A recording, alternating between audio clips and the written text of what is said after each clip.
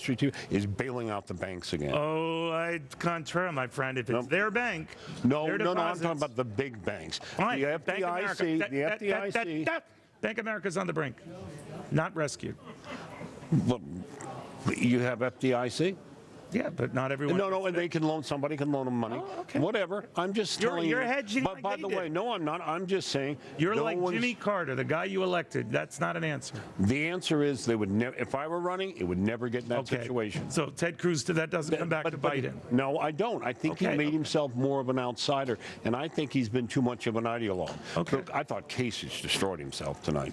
I thought that long-winded explanation, as I told him, might have hurt him. He could have did. just cut it off that I can't imagine leaving depositors. Right. Ryan. When he went in that statement to me about the Fed, The audience booed him. I know, it's the only boo of the night. Yeah. I think when he talked about the Fed and he said Congress shouldn't do anything overseeing the Fed, I thought I was. But you think Rubio came ahead? I thought Rubio did well. I'll tell you what happened in the second half. Let me start. Bush did great in the beginning. Yeah. And then he seemed to fade into Bushism. But when he got to the banks, he was, I mean, I was lost with him. Yeah. But the other thing that was interesting was the foreign policy. Okay. You remember you showed the thing where people said Homeland Security? I don't remember anything. No, okay. Well, anyway, Was I moderating a debate tonight? Yes, you were. Okay. I know it's a numbing experience, Yeah, but you survived it. But I'll tell you what, the foreign policy thing, I don't care what we do about the economy, lit it up. All right. We shall see more on this on Fox Business. The road to the White House is long and winding.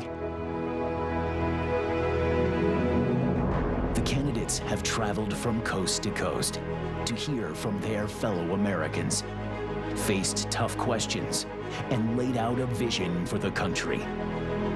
Tonight, the road leads through Wisconsin, the birthplace of the Republican Party, the cradle of American industry, where winners are crowned and legends are forged. Abraham Lincoln campaigned for president just a few blocks away. Across the street, Teddy Roosevelt was shot by a would-be assassin. And in this very theater, TR campaigned with the bullet still lodged in his chest. Now, the economy is at the top of the agenda. Americans are concerned about their jobs and their families and hope that the road ahead leads to a better future. Here in Wisconsin, they have seen their fair share of partisanship, but they persevere and their spirit remains strong. And from now on, if anyone tries to sell America short or tells me that Americans don't have the will to compete or the stamina to keep out in front, I'm going to tell them to come and see you, the people of Wisconsin. Election day is less than a year away. The first votes will be cast in just 3 months. And for the first time, the end of the road can be seen on the horizon.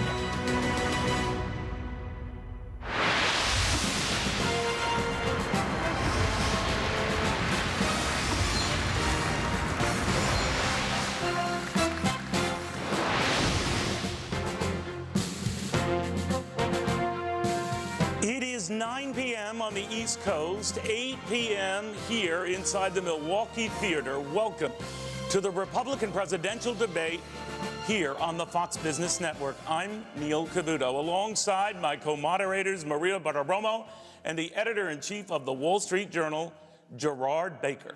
Tonight, we are partnering with the Wall Street Journal to ask questions on the economy that voters want answered.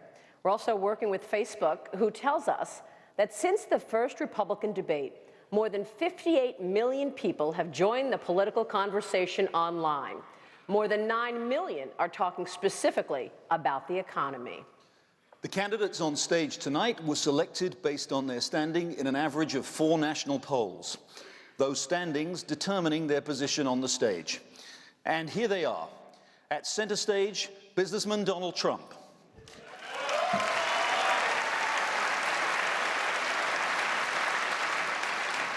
Neurosurgeon Dr. Ben Carson.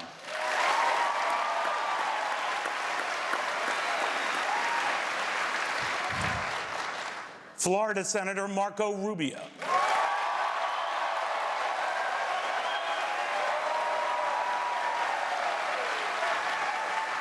Texas Senator Ted Cruz.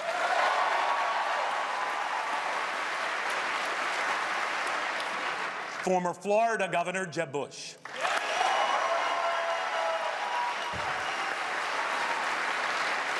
Businesswoman Carly Fiorina.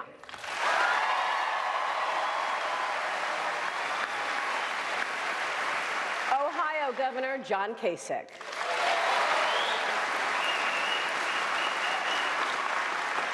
And Kentucky Senator Rand Paul.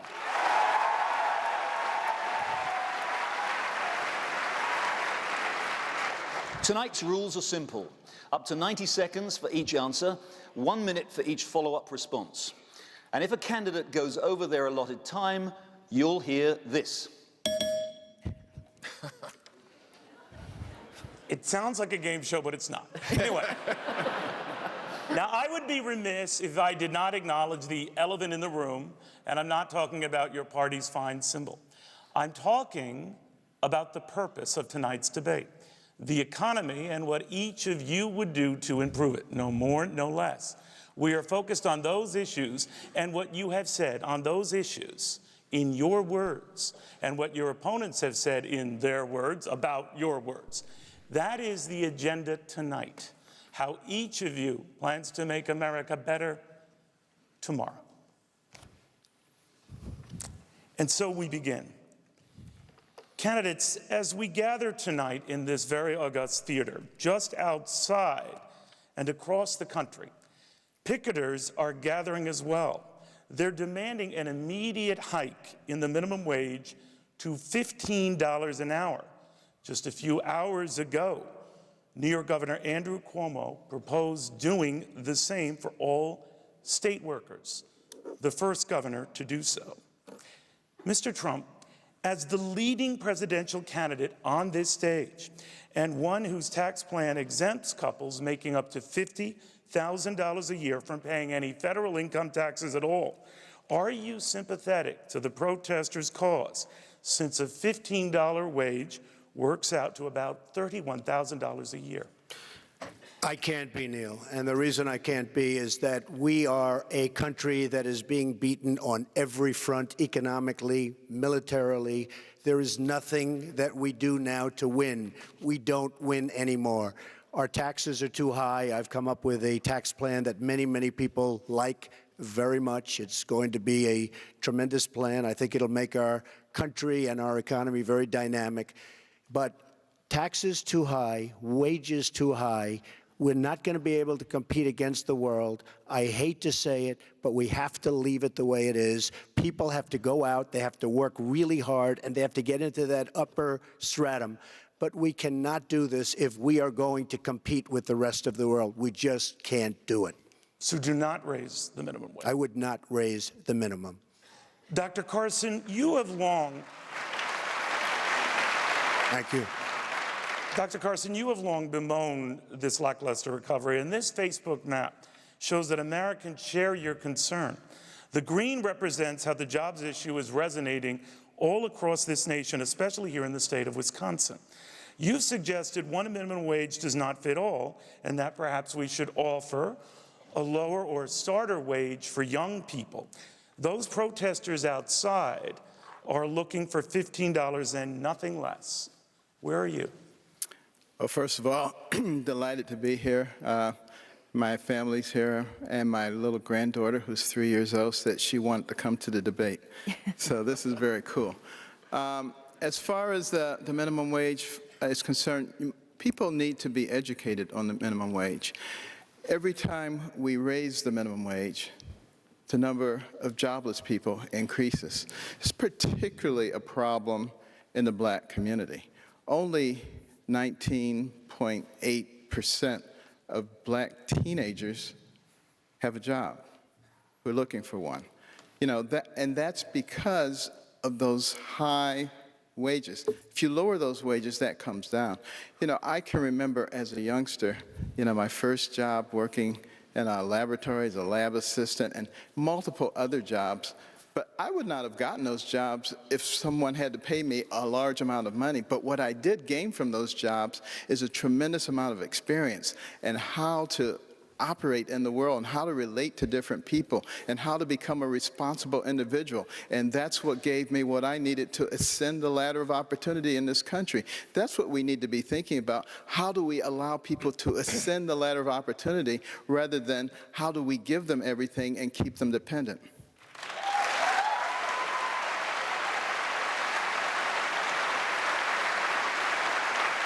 So, sir, just to be clear, you would not raise it? I would not raise it.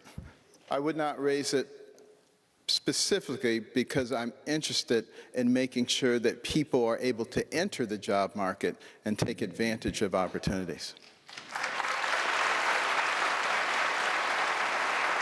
Senator Rubio, you called the recent Democratic debate in Las Vegas a night of giveaways, including free health care, free college, and a host of other government-paid benefits.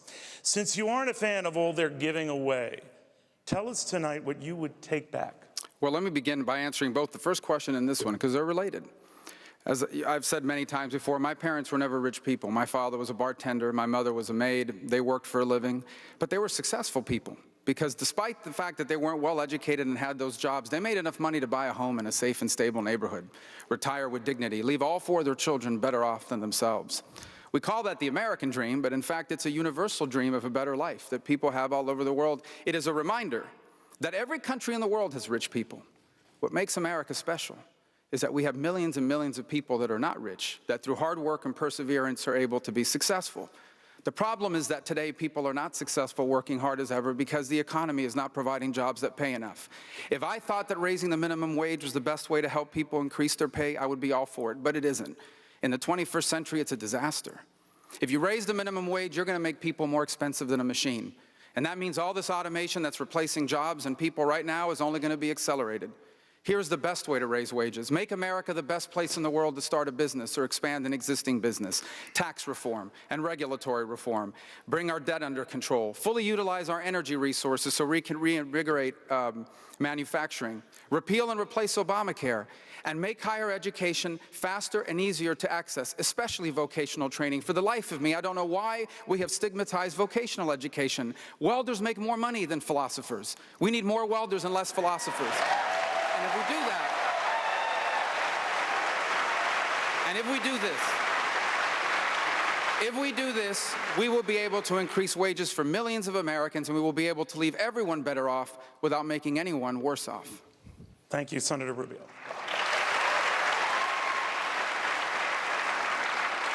We've asked people on Facebook to submit their questions for the candidates. Seth Bell wrote, "We are approaching $20 trillion in national debt. Specifically, what plans do you have to cut federal spending?" Governor Kasich, you have spoken much about your success in balancing the budget under President Clinton. Today, the national debt is at record highs and growing unsustainably. Interest will be the fastest growing part of the federal budget, tripling over the next 10 years. Social Security, the lifeline of millions of American seniors, is rushing toward insolvency. With all of the tax plans presented tonight, estimated to cost anywhere between $2 and $12 trillion over a decade, what specific steps will you take to balance the budget? First of all, let me just say that in the state of Ohio, and I'm the only acting executive on this stage today, we do have a moderate increase in the minimum wage.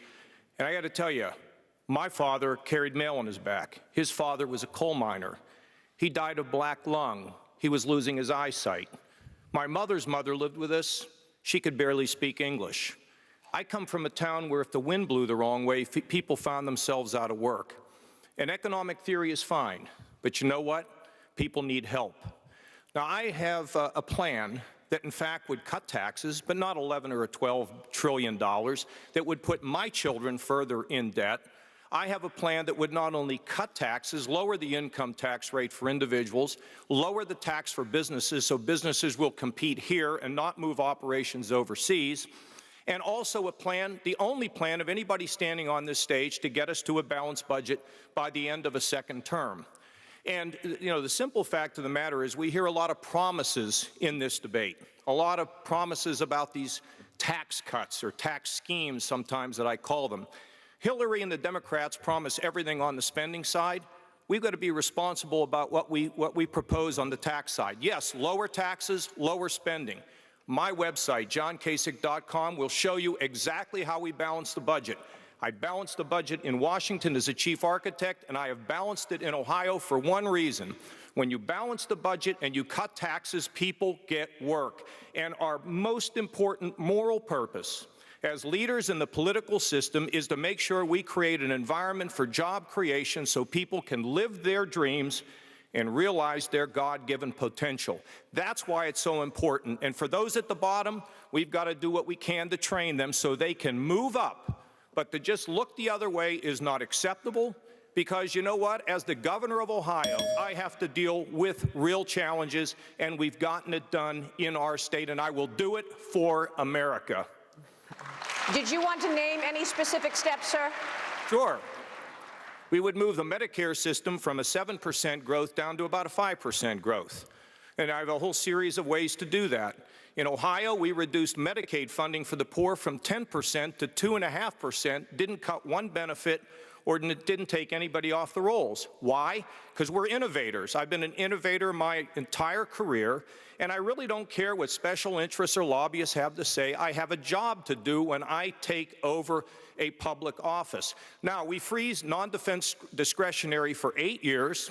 We also put an increase in defense spending. Our tax cuts balance out, and at the end of the day, we will get to a balanced budget. And I want everybody here to know, when I was Budget Committee Chairman in Washington, I stepped on every toe in that town, and we got to a balanced budget, and we had enormous job growth.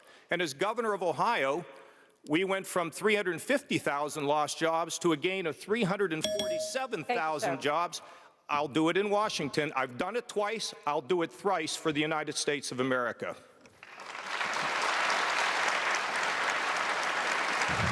Senator Cruz, the International Monetary Fund recently cut its expectations for economic growth. Many economists expect a recession to hit the U.S. within the next year due to the weakening of manufacturing. The next president will have to deal with it. You say tax reform is a powerful lever to spur economic expansion. You're calling for a 10% income tax and a 16% business tax. What other elements do you need in this plan to actually create jobs? Well, Maria, it's great to be with you. It's great to be here in Milwaukee. You know, the question you asked really, I think, is the most important question any of us can face, which is how do we get the economy growing? How do we bring back economic growth? Because economic growth, it's foundational to every other challenge we have. As you rightly noted, from 2008 to today, our economy has grown 1.2% a year on average. The Obama economy is a disaster, and the IMF is telling us this is a new normal. It doesn't have to be. If you look at the history of America, there are 3 levers that government has had to facilitate economic growth. The first is tax reform, and as you noted, I have rolled out a bold and simple flat tax, 10% for every American that would produce booming growth and 4.9 million new jobs within a decade. The second element is regulatory reform, pulling back the armies of regulators that have descended like locusts on small businesses. And the third element is sound money. Every time we pursued all 3 of those, whether in the 1920s with Calvin Coolidge or the 1960s with JFK or the 1980s with Ronald Reagan, the result has been incredible economic growth. We have done it before, and with leadership, we can do it again. Thank you, sir. Excuse me. Governor Bush. Yeah. I would like to make a comment. You've already made 2 comments, John. It's my turn. We have more questions for you, Governor Kasich, coming up. We have more questions for you, Governor Kasich. I got about 4 minutes last debate. I'm going to get my question right now. I appreciate it, Jeb. I'm all for you.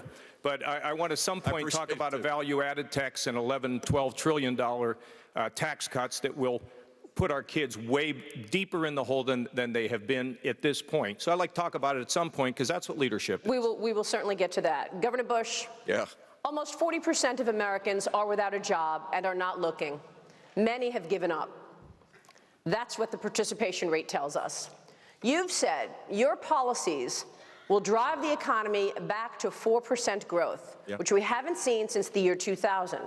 What specific regulations would you change, and how will that lead to jobs and growth? First of all, we could get to 4% growth. The new normal of 2% puts huge demands on government. The reason why we have structural deficits is that more and more people are relying on government, and the growth that we don't have makes the deficit grow. A 4% growth strategy starts with tax reform.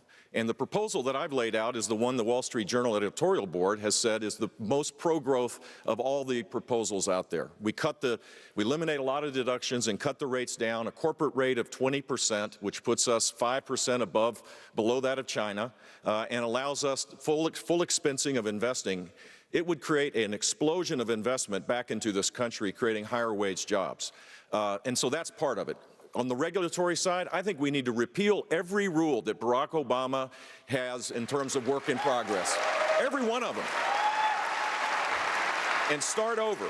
For those that are already in existence, the regulation of the internet, we have to start over, but we ought to do that. The Clean Power Act, we ought to repeal that and start over on that. The Waters of the United States Act, which is going to be devastating for agriculture and many industries, we should repeal that.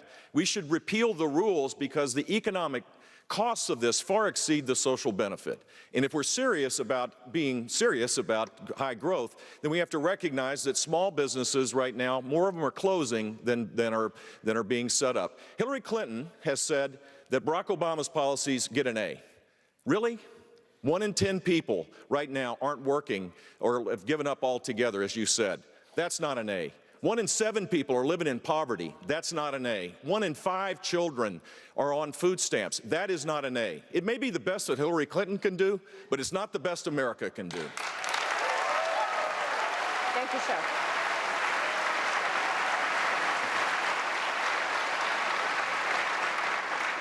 Ms. Fiorina, while you've all pointed out how weak the current recovery has been and how disappointing by any historical standards, in the general election, the Democrats will inevitably ask you and voters to compare the recent president's jobs performance. Now, in 7 years under President Obama, the U.S. has added an average of 107,000 jobs a month. Under President Clinton, the economy added about 240,000 jobs a month.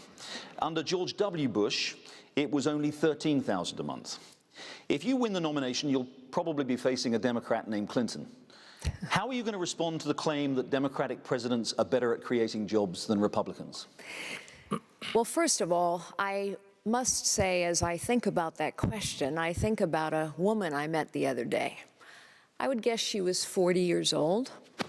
She had several children. And she said to me, "You know, Carly, I go to bed every night afraid for my children's future." And that really struck me. This is America. A mother is going to bed afraid for her children's future. And the reason she's afraid for her children's future is because we've had problems for a long time. Yes, problems have gotten much worse under Democrats. But the truth is, this government has been growing bigger and bigger, more corrupt, less effective, crushing the engine of economic growth for a very long time. This isn't about just replacing a Democrat with a Republican now. It's about actually challenging the status quo of big government. Big government has created a big business called politics. And there are lots of people invested in the status quo of that big business called politics. Specifically, we need actually to do 5 things to really get this economy going again. We need to go to zero-based budgeting, so we know where every dollar is being spent. We can challenge any dollar, cut any dollar, move any dollar. We need to actually reform the tax code, go to a 3-page tax code. Yes, there are plans that will reform our tax code to 3 pages. In addition to rolling back what President Obama has done, we need to do a top-to-bottom review of every single regulation on the books. That hasn't been done in 50 years. We need to pass the REINS Act so Congress is in charge of regulation, not nameless, faceless bureaucrats accountable to no one. We become a nation of rules, not a nation of laws. And finally, we actually, yes, have to hold government officials accountable for their performance. All this has to be done, and the citizens of this nation must help a President Fiorina get it done. We must take our government back. Thank you.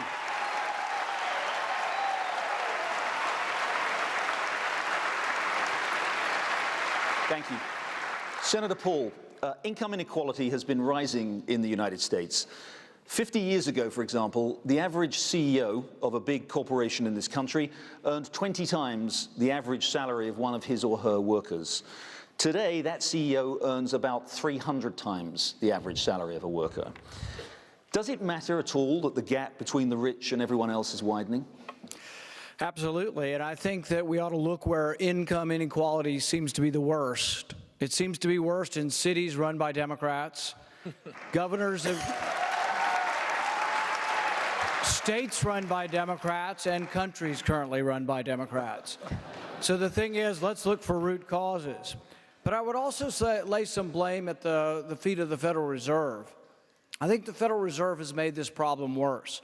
By artificially keeping interest rates below the market rate, average ordinary citizens have a tough time earning interest, have a tough time making money. They're actually talking now about negative interest. The money as it's created through quantitative easing or other means tends to start out in the big banks in New York. And because we're now paying interest for them to keep the money there, much of that money has not filtered out into the economy. So what we're finding is there is increasing income disparity and income inequality. We also find that as the Federal Reserve destroys the value of the currency, what you're finding is that if you're poor, if you make $20,000 a year and you have 3 or 4 kids and you're trying to get by, as your prices rise, or as the value of the dollar shrinks, these are the people that are hurt the worst. So really, we need to re-examine whether we want a Federal Reserve that's involved so much in determining interest rates. We also need to look at root causes as to what caused the housing boom and the housing collapse. But the bottom line is, if you want less income inequality, move to a city with a Republican mayor or a state with a Republican governor. Thank you so much. All right, we're only just getting started. Coming up, your taxes. Stick around. You're watching Fox Business. At Ally Bank, no branches equals great rates. It's a fact. Kind of like ordering wine equals pretending to know wine. Pinot Noir, which means peanut of the night. America is taking the lead in energy. Leading the world in oil and natural gas production. I vote to keep it going. With the right policies, we can produce, refine, and supply more oil and natural gas. And more abundant energy means more affordable energy for American families. A more secure America. Jobs, opportunity, and economic growth. For our children and grandchildren. That's why this election, I'm voting for American energy. Learn more at voteforenergy.org. Join us and become an energy voter. At Mahindra, we believe 2 workhorses are better than 1. So we're giving out a $500 rebate when you package any Mahindra tractor with Mahindra's all-new Impact XTV. Or choose Red Ribbon savings like up to $6,000 cash back. No wonder folks are making the smart choice and switching to Mahindra, the world's #1 selling tractor with big Red Ribbon savings. How the Duluth Fire Hose Shirt Jack got concocted. It took tough and toasty and some cozy. It also took technique. The Duluth Trading Fire Hose Shirt Jack, the toughest, toastiest, mightiest shirt known to man. Get one only at DuluthTrading.com. At Ally Bank, no branches equals great rates. It's a fact. Kind of like mute buttons equal danger. Next quarter. That sound good? Not being on this phone call sounds good. It's unmuted. Was that you, Jason? It was Jeffrey. It could have been Brenda. Fox Business's Strange Inheritance returns with new episodes, more priceless memories, heart-wrenching stories, and unlikely heirlooms. Wednesday at 9 p.m. Eastern on Fox Business Network. All right. Whether your move is big or small with Dish's move-in deal, you save huge money. Not only is it free and easy, you keep all your favorite channels, like HGTV. Ooh, quarter. Whoa! Hey, let me know if you need some extra help. Yeah, we're good in tiny spaces. We work out. Moving with Dish is free and easy. Call today and you could get great deals on premiums and sports packages. Don't forget to ask about upgrading to the Hopper. And watch an all-new Property Brothers, Wednesday nights at 9 on HGTV. This month on Dish Cinema. Come, fly with me, Cachinha. This is Amy. What'd she say? What'd she say? Shh. You call me on purpose. I'm gonna call the police. I've been waiting for you. You had a dream to take your family to Wally World. Never let that go. Hold on, cowboy! For a special agent, you're not having a very special day, are you? Welcome to Asia. You're gonna love it here.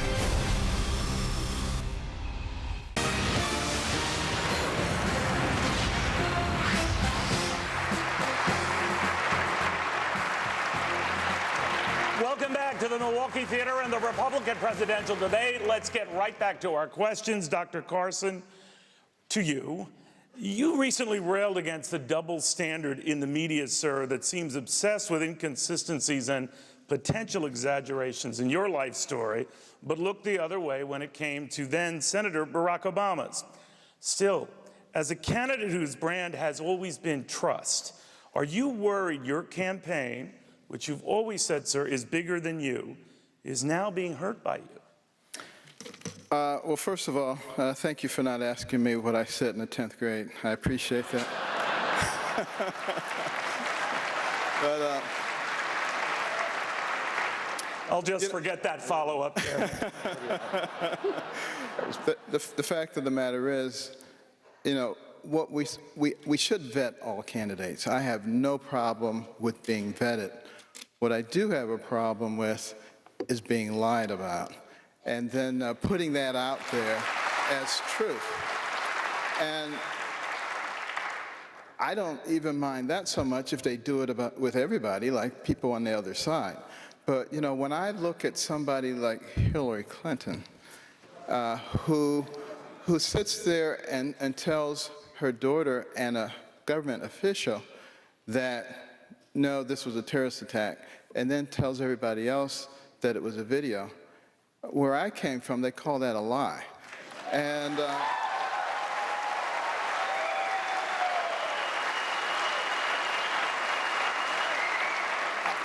I think that's very different from, you know, somebody misinterpreting when I said that I was offered a scholarship to West Point.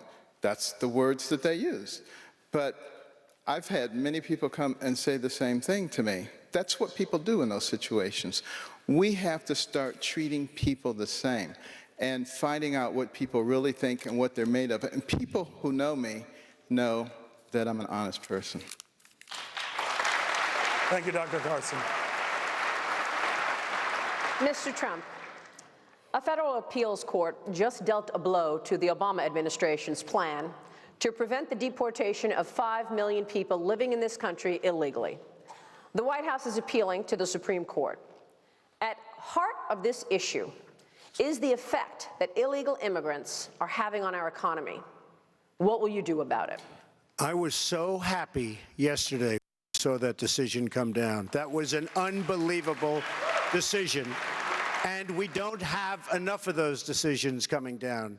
He of the executive order, because nobody wants to listen to him, including the Democrats. So he just goes around signing executive orders. That was a great day. And frankly, we have to stop illegal immigration. It's hurting us economically. It's hurting us from every standpoint. It's causing tremendous difficulty with respect to drugs and what that does to many of our inner cities in particular. And it really was such an unbelievable moment, because the courts have not been ruling in our favor. And it was a 2-to-1 decision, and it was a terrific thing that happened. And I will tell you, we are a country of laws. We need borders. We will have a wall. The wall will be built. The wall will be successful. And if you think walls don't work, all you have to do is ask Israel. The wall works, believe me, properly done. Believe me. Can you just send 5 million people back with no effect on the economy? You're going to have to bring people, you're going to have to send people out. Look, we're a country, Maria, we're a country of laws. We either have a country or we don't have a country. We are a country of laws. Going to have to go out, and they'll come back, but they're going to have to go out, and hopefully they get back. But we have no choice if we're going to run our country properly and if we're going to be a country. Thank you, sir. Maria, can we comment on that? Senator Rubio. Can we comment on that? Yeah, one quick comment, yes. Well, look, in 1986, Ronald Reagan basically said the people who were here, if they were law-abiding, could stay. What didn't happen is we didn't build the wall effectively, and we didn't control the border. We need to. We need to control our border just like people have to control who goes in and out of their house. But if people think that we are going to ship 11 million people who are law-abiding, who are in this country, and somehow pick them up at their house and ship them out of Mexico to Mexico, think about the families, think about the children. So, you know, the answer really is, if they've been law-abiding, they pay a penalty, they get to stay, we protect the wall, anybody else comes over, they go back. But for the 11 million people, come on, folks, we all know you can't pick them up and ship them back across the border. It's a silly argument. It's not an adult argument. It makes no sense. All I can say is you're lucky in Ohio that you struck oil. That's for one thing. Let me just tell you that Dwight Eisenhower, good president, great president, people liked him. I like Ike, right? The expression, I like Ike. Moved 1.5 million illegal immigrants out of this country. Moved them just beyond the border, they came back. Moved them again beyond the border, they came back. Didn't like it. Moved them way south, they never came back. Dwight Eisenhower. You don't get nicer, you don't get friendlier. They moved 1.5 million people out. We have no choice.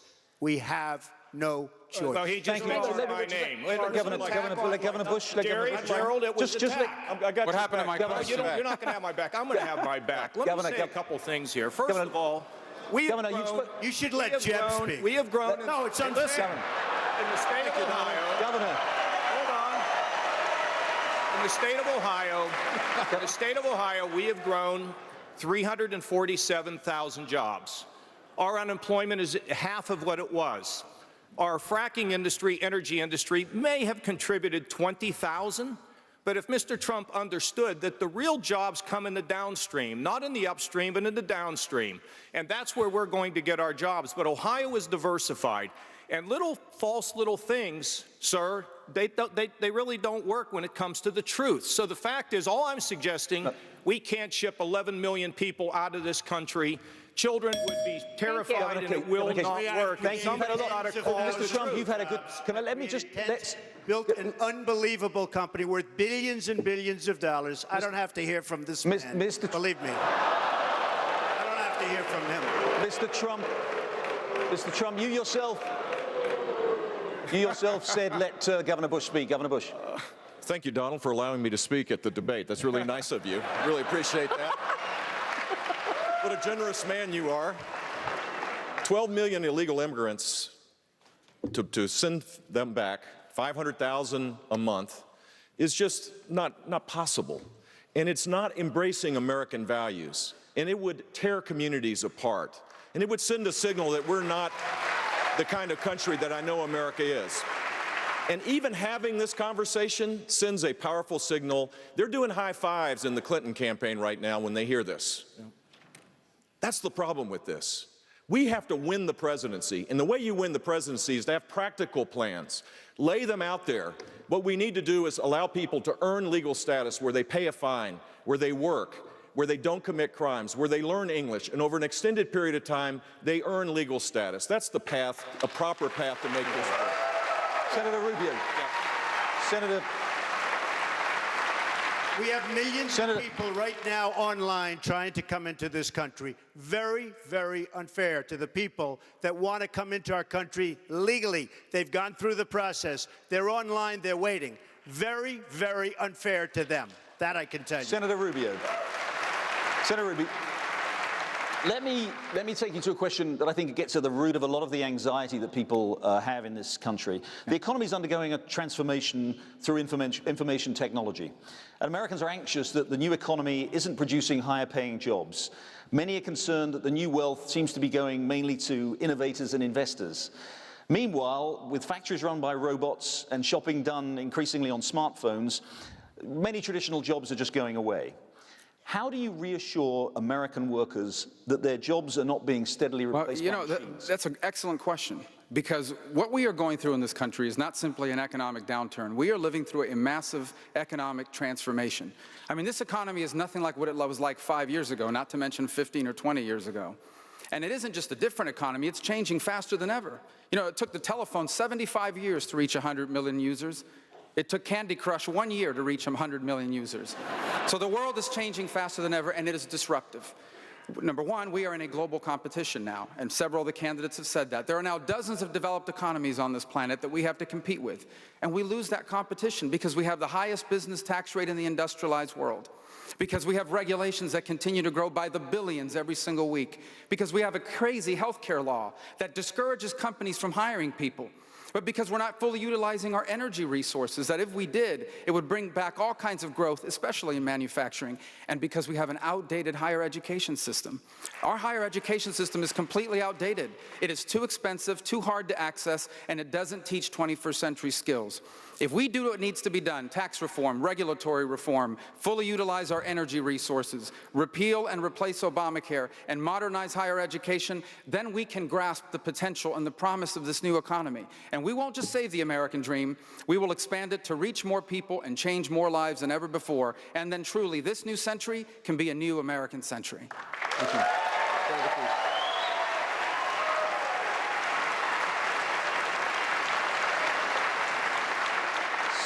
Senator Cruz, entitlements. You've argued for raising the retirement age and reducing benefits for future retirees. But reducing any sort of benefits for the elderly has always been notoriously hard to do politically.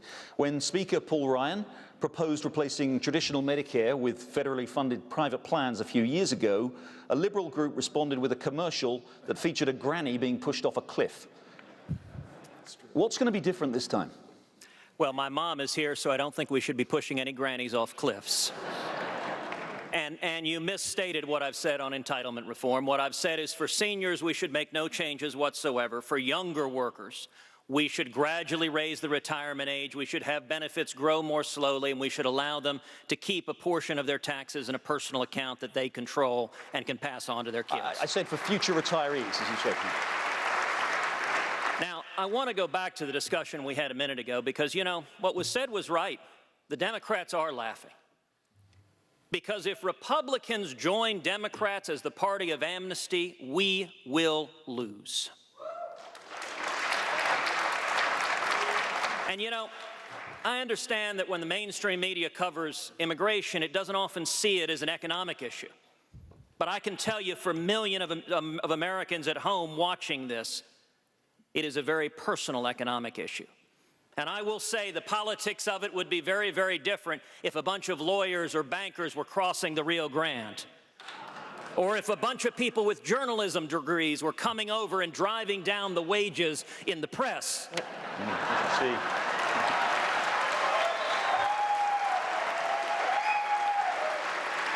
Then we would see stories about the economic calamity that is befalling our nation. And I will say, for those of us who believe people ought to come to this country legally and we should enforce the law, we're tired of being told it's anti-immigrant. It's offensive. I am the son of an immigrant who came legally from Cuba to seek the American dream. And we can embrace legal immigrations while believing in the rule of law. And I would note, try going illegally to another country. Try going to China or Japan. Try going to Mexico. See what they do.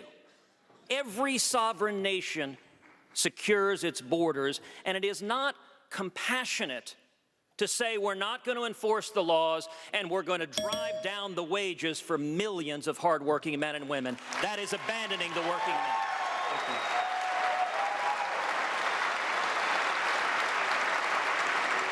We go back to Facebook. Dwayne Wesley Cato asks on Facebook, how do we get rid of regulations choking our businesses? Ms. Fiorina, specifically under the President's Affordable Care Act, employers with 50 or more employees are required to offer health insurance or be fined. Many are opting to pay the fine. Others are cutting back employee hours to duck the law altogether. What specific ways will you alleviate the pressure on small business? Well, first, Obamacare has to be repealed because it's failing. It's failing the very people it was intended to help, but also it is crony capitalism at its worst. Who helped write this bill? Drug companies, insurance companies, pharmaceutical companies, and every single one of those kinds of companies are bulking up to deal with big government. See, that's what happens.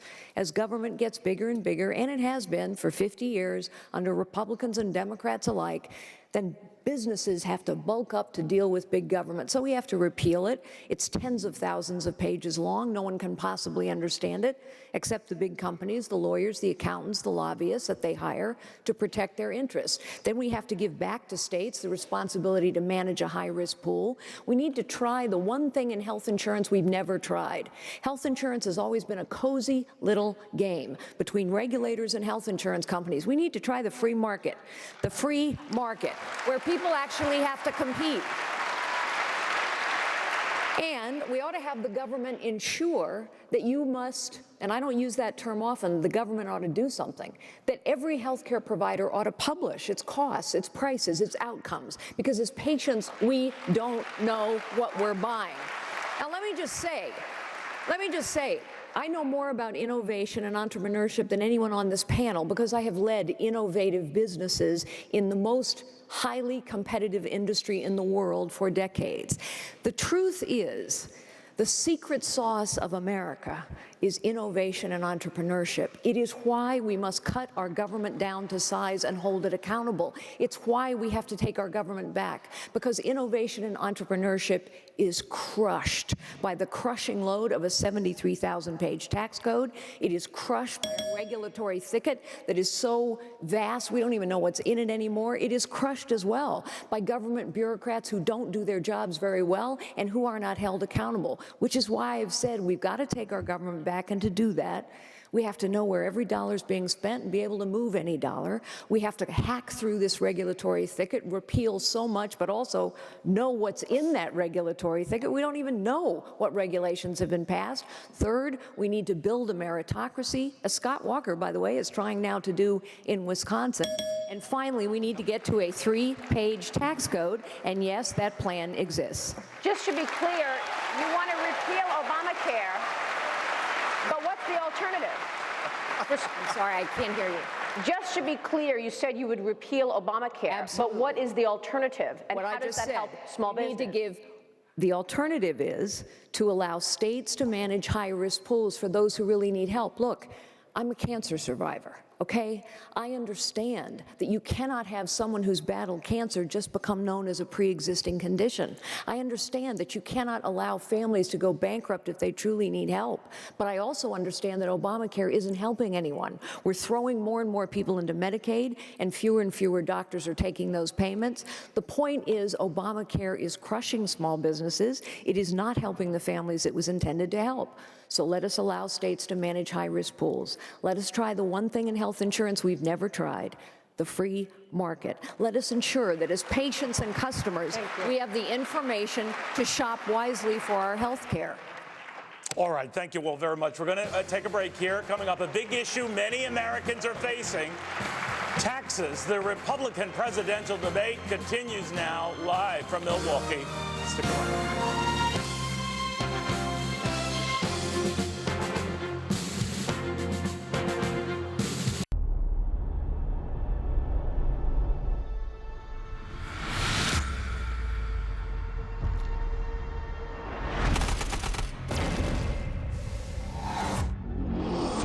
Is under attack.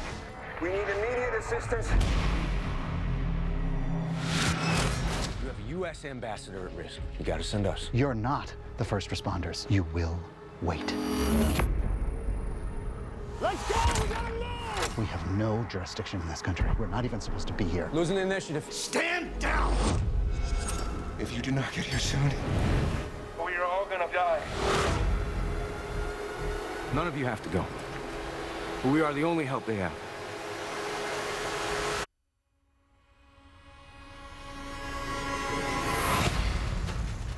Stay, we're coming in. We're on property. I'm on the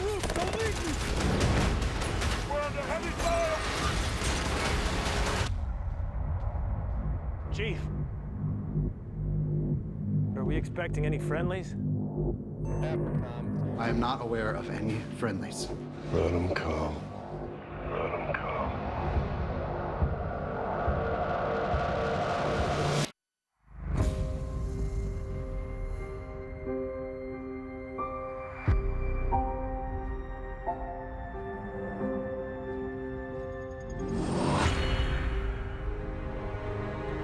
We're gonna unleash hate on these guys. What you do right now will determine whether we live or die. As long as I'm doing the right thing, God will take care of me. If you don't send our support, Americans are going to die, including the one talking to you right now. You're not giving orders anymore. You're in my world now. I haven't thought about my family once tonight. Thinking about them now. Up here in the middle of all this. Shoot that son of a bitch! Thinking about my girls, man.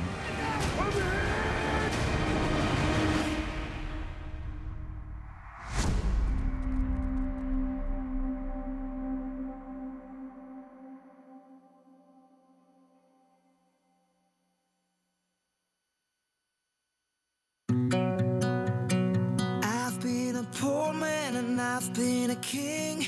I've had my life and the world on a string. I've traveled many roads, but I'm so far from done. Good to know there's so much to live for. What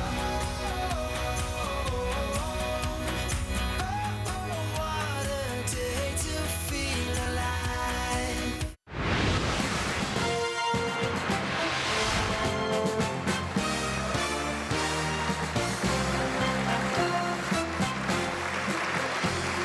Welcome back to the Republican presidential debate live from Milwaukee. Let's get back to the questions, and we want to touch on, obviously, one of the biggest of this issue in this year, taxes. And this will go to several of you. One of the biggest economic concerns, of course, in the country are taxes. Facebook data certainly backs that up. Once again, the green on this map that we're going to see here shows how the conversation around taxes is resonating across the nation, especially here in Wisconsin. First off, Dr. Carson, to you. You say you are in favor of a tax system, I guess, akin to tithing, sir, with a flat tax rate of up to 15%, because you said, if everybody pays this, I think God is a pretty fair guy, so tithing is a pretty fair process. But Donald Trump says that is not fair, that wealthier taxpayers should pay a higher rate because it's a fair thing to do. So whose plan would God endorse then, Doctor? Yours or Mr. Trump's? Well, you know, when I say tithing, I'm talking about the concept of proportionality. Right. Everybody should pay the same proportion of what they make. You make $10 billion, you pay $1 billion. You make $10, you pay $1 million. You get the same rights and privileges. I don't see how anything gets a whole lot fairer than that. But you also have to get rid of all the deductions and all the loopholes, because that's the thing that tilts it in one direction or another. And you have to set the rate at an appropriate level. Now, I will say that there are a lot of people who say if you get rid of the deductions, you ruin the American dream because, you know, home mortgage deduction. But the fact of the matter is, people had homes before 1913 when we introduced the federal income tax, and later after that started deductions. And they say there'll be no more charitable giving. We had churches before that and charitable organizations before that. The fact of the matter is, I believe if you put more money in people's pockets, that they will actually be more generous rather than less generous. And it's the money that they earn. And the other thing is, I do care about the poor people, and in the system that we're putting together, there will be a rebate for people at the poverty level. But I also want to emphasize the fact that as we get the economy moving, and I hope I get a question about how do we get the economy moving, there will be a lot more opportunities for poor people not to be poor people. Because this is America, this is the land of dreams, and our policies should be aimed at allowing people to realize that dream. Thank you very much. Senator Paul, you said you want to blow up the tax code and start over with an across-the-board 14.5% fair and flat tax. You happily offer that it is not revenue neutral, and that's the idea. You want to choke off the amount of money coming into Washington. But don't you risk creating a near-term budget crisis, just as your presidency would be beginning? Well, it's a great question, Neil, and thanks for including me in the tax debate. I think what's important about the tax debate is that we have to ask the question, where is money best spent? In the private sector and the government sector. I want a government really, really small. So small you can barely see it.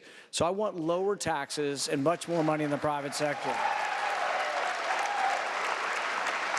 My tax plan, however, is the only tax plan among any of the candidates on the stage that is part of a balanced budget plan. I put forward 3 plans that actually balance the budget over a 5-year period. Each of these plans have details on exactly where we'd cut. The question came up earlier, where would you cut? Nobody likes to say where they would cut. I've put pencil to paper and done 3 budgets that actually balance. I'm also in favor of a plan called the penny plan, where we'd just cut 1% across the board, and that budget actually balances in less than 5 years. So I think what's extraordinary about my tax plan is it is in the context of balancing the budget. What's also extraordinary about my tax plan is it gets rid of the payroll tax. Democrats demagogue this issue to death, and when they do, they say, oh, a millionaire would get a bigger tax cut than someone making $10,000. That's proportionality, as Ben's trying to explain to folks. But the thing is if we get rid of the payroll tax, everybody's going to get a tax cut. And this is something that I think the public at large will support and could win an election.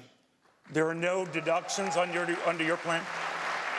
Ours is 14.5% for corporations, 14.5% for individuals, no payroll tax for the employee, the business tax pays for Social Security, and there would be 2 remaining deductions, home mortgage and charity. Thank you, Senator. Thank you. Senator Cruz, there isn't anyone in this audience or watching at home tonight who would not like to pay less in taxes. Most people just want a fair shake, and they don't want their money to be wasted. But explain how your plan works. How can you cut taxes as much as you propose without running up debt and deficits? Well, sure, and you put your finger on what the problem is. The current system isn't fair. Washington is fundamentally corrupt. There are more words in the IRS code than there are in the Bible, and not a one of them is as good.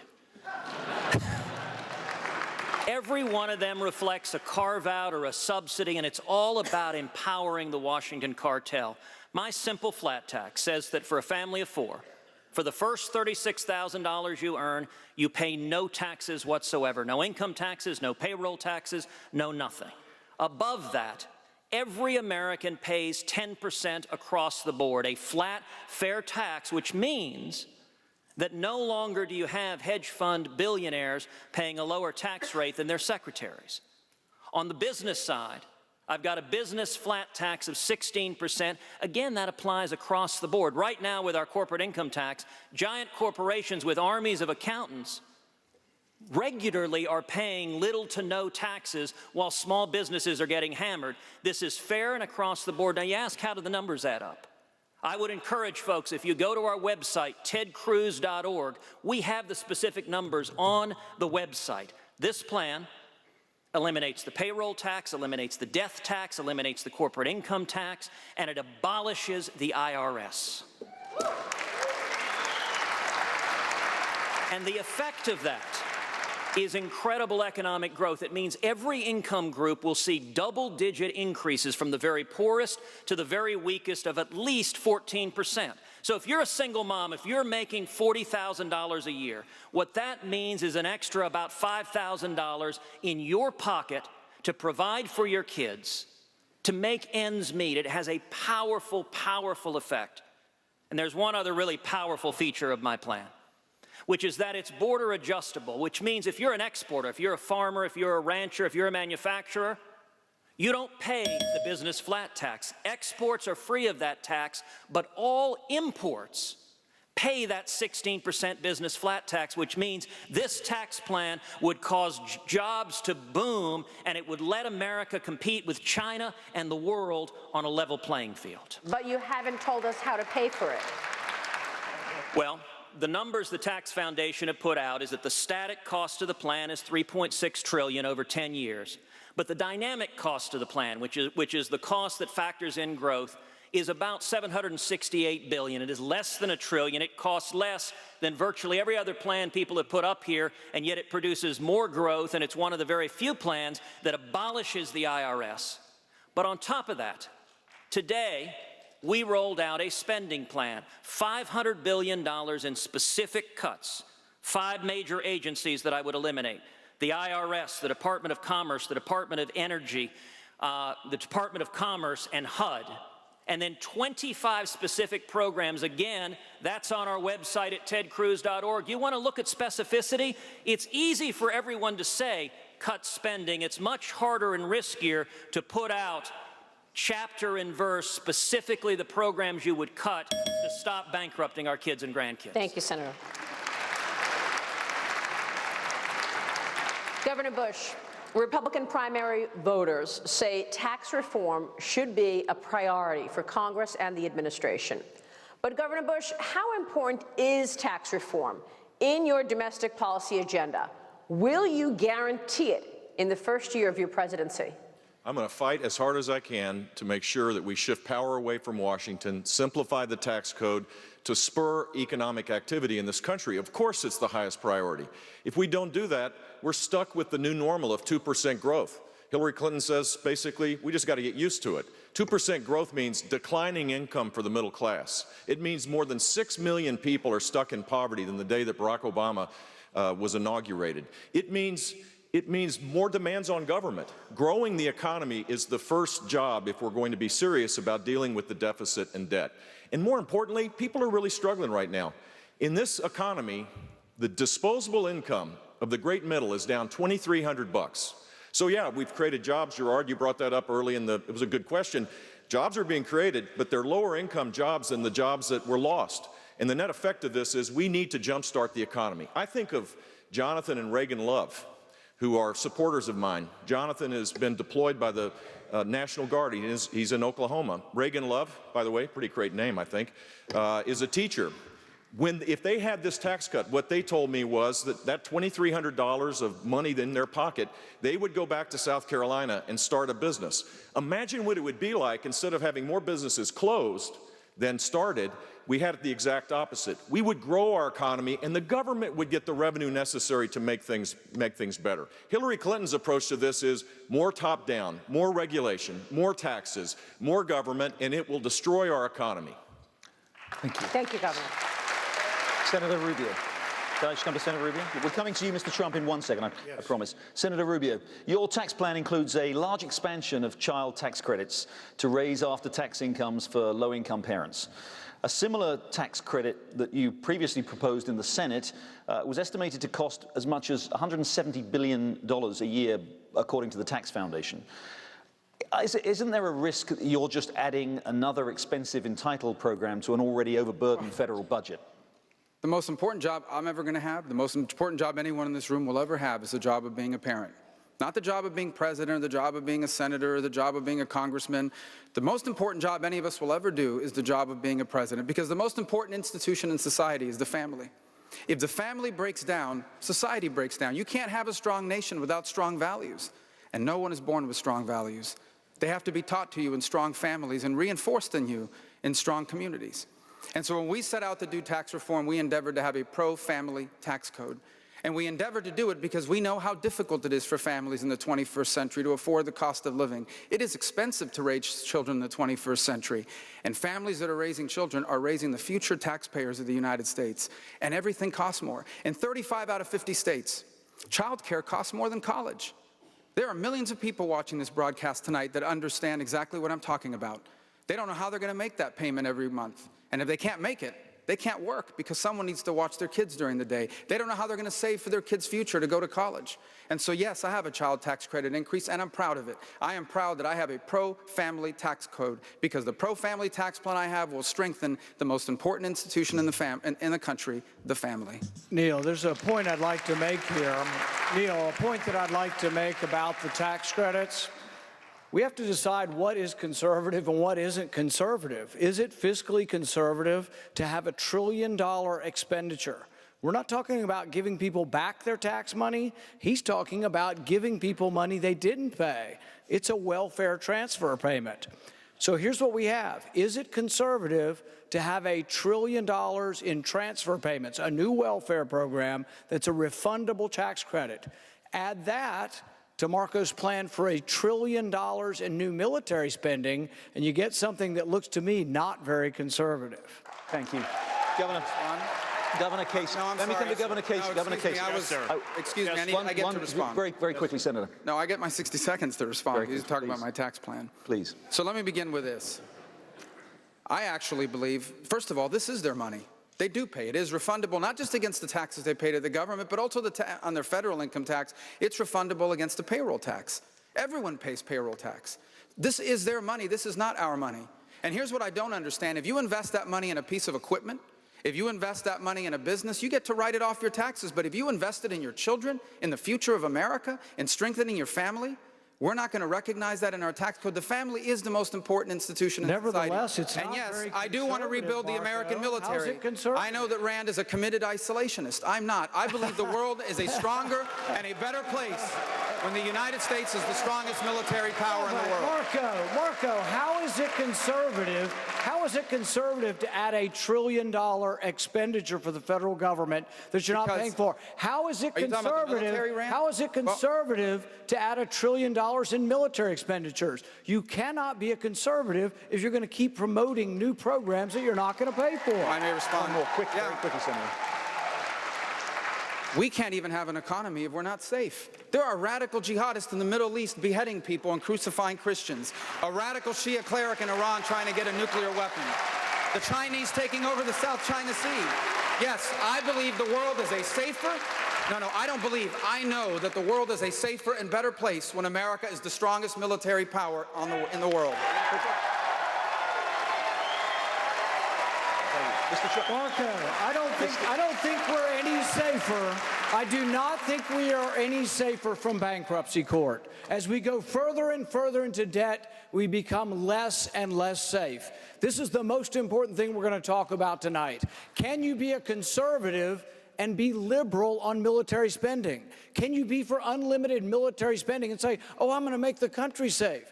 No, we need a safe country. But you know, we spend more on our military than the next 10 countries combined. I want a strong national defense, but I don't want us to be bankrupt. Well, and there is a middle ground. There is a middle ground that brings both of these together. There is a middle ground that brings both of these together, which is that it is exactly right that we have to defend this nation. You think defending this nation is expensive, try not defending it. That's a lot more expensive, but you can do that and pay for it. You can do that and also be fiscally responsible. You know, I mentioned the 25 programs that I put out today that I would eliminate them. Among them are corporate welfare like sugar subsidies. Let's take that as an example. Sugar subsidies. Sugar farmers farm on roughly 0.2% of the farmland in America, and yet they give 40% of the lobbying money. That sort of corporate welfare is why we're bankrupting our kids and grandkids. I would end those subsidies to pay for defending this nation. Senator, we need to move on. This is why we must combine, actually, zero-based budgeting with tax reform. Because unless we can examine and cut and move every single dollar of discretionary spending in the federal government, we cannot reform taxes and reduce spending at the same time. Ask yourself this question. How is it possible that the federal government gets more money each and every year, which the federal government has been doing, receiving more money every year for 50 years under Republicans and Democrats alike, and yet never has enough money to do the important things? The answer, all the money's always spoken for. All the money's spoken for. So we have to go to zero-based budgeting, which is a simple idea. By the way, there's been a bill for zero-based budgeting It exists. It can be voted on. Every dollar must be examined. Any dollar can be cut. Any dollar can be moved. We have to go to a 3-page tax code. You lower every rate. You close every loophole. Why? Because the government uses the tax code to decide winners and losers. You have to strip the corruption out of the tax code to pay for it. You have to know where every single dollar is being spent. We need so to you can cut where you need to and invest where you need to. The two go hand in hand. We do need to move on. Mr. Trump, the U.S. has just... if I might, very quickly. We have to make our military bigger, better, stronger than ever before so that nobody messes with us, and in the long run, it's going to save us. I agree with Marco. I agree with Ted. We have no choice. And I can say this with certainty. We all have a different tax plan. Some I don't totally agree with. One thing we understand, each one of those tax plans is better than the mess that we have right now. Let's talk about Mr. Trump. No, Governor, I really must move on. I want to move on.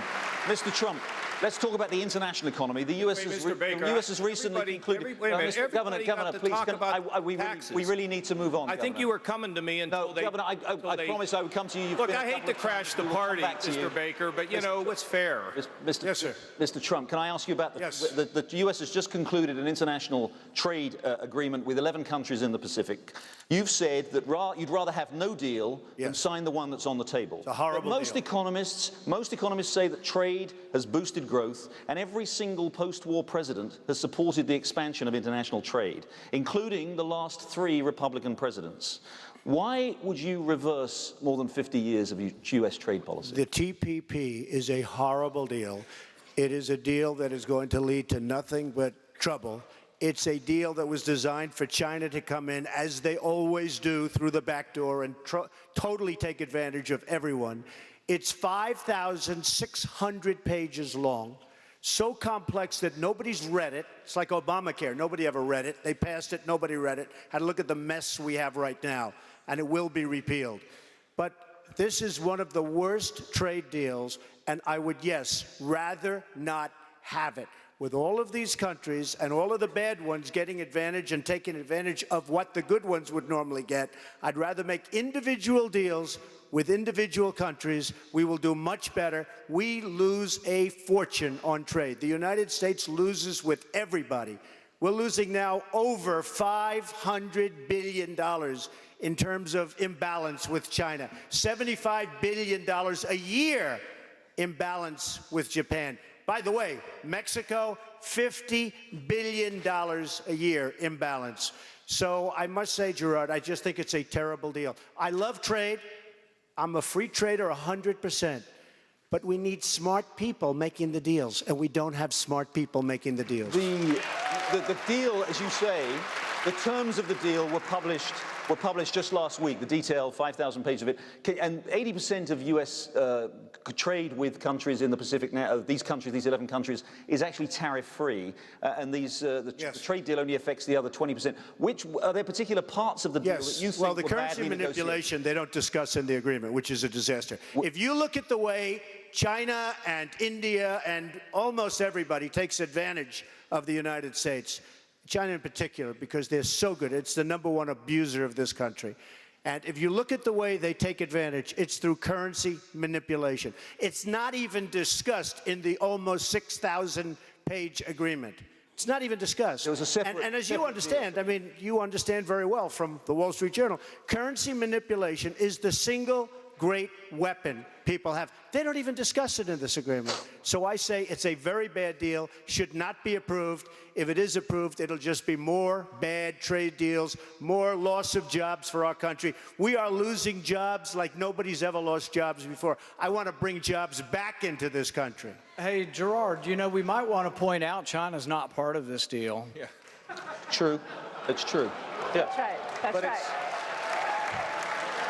Before we get a little bit off kilter, isn't that part of the problem, if I may say, Senator, that if this deal is not ratified by the US, by the Senate, then it would actually give China an opportunity to grow its economic leadership, which it's been seeking to do. And if the US is unable to take part in this trade deal with these countries in Asia, China will take the lead. There is an argument that China doesn't like the deal because in us doing the deal, we'll be trading with their competitors. You're exactly right, but I think we've sort of missed the point a little bit here.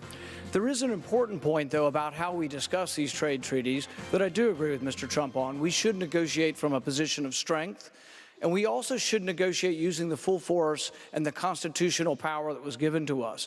I think it's a mistake that we give up power to the presidency on these trade deals. We give up the power to filibuster, and I'm kind of fond of that power. We give up the power to amend. And I think really one of the big problems we have in our country is over the last century, really, so much power has gravitated to the executive branch. Really, Congress is kind of a bystander. We don't write the rules. We don't make the laws. The executive branch does. So even in trade, and I am for trade, I think we should be careful about giving so much power to the presidency. Thank you. Thanks, Senator. Coming up, the biggest threats facing the next commander-in-chief. You're watching the Republican presidential debate live tonight from Milwaukee. We'll be right back.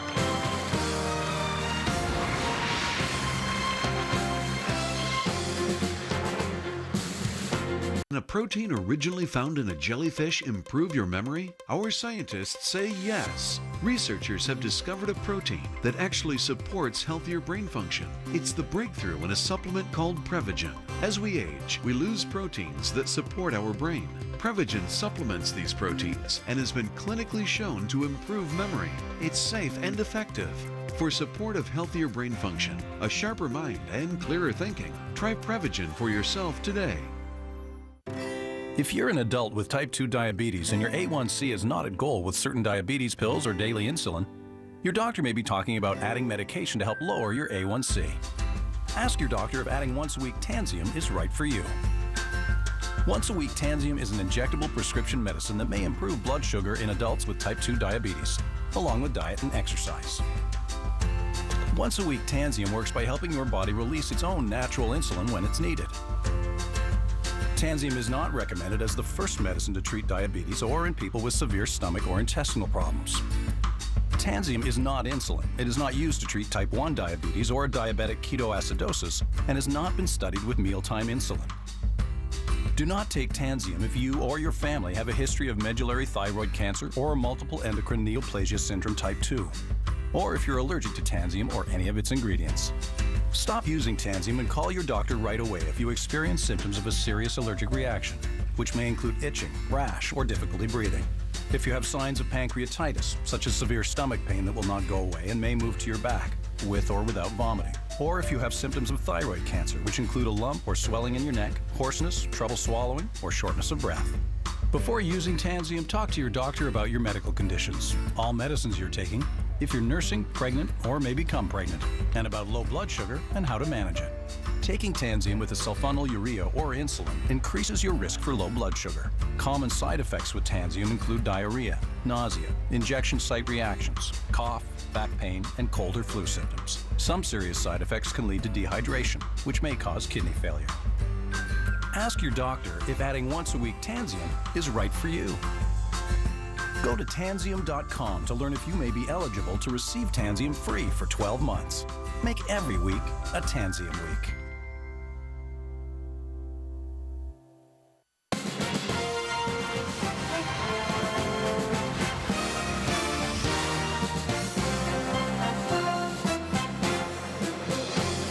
Welcome back.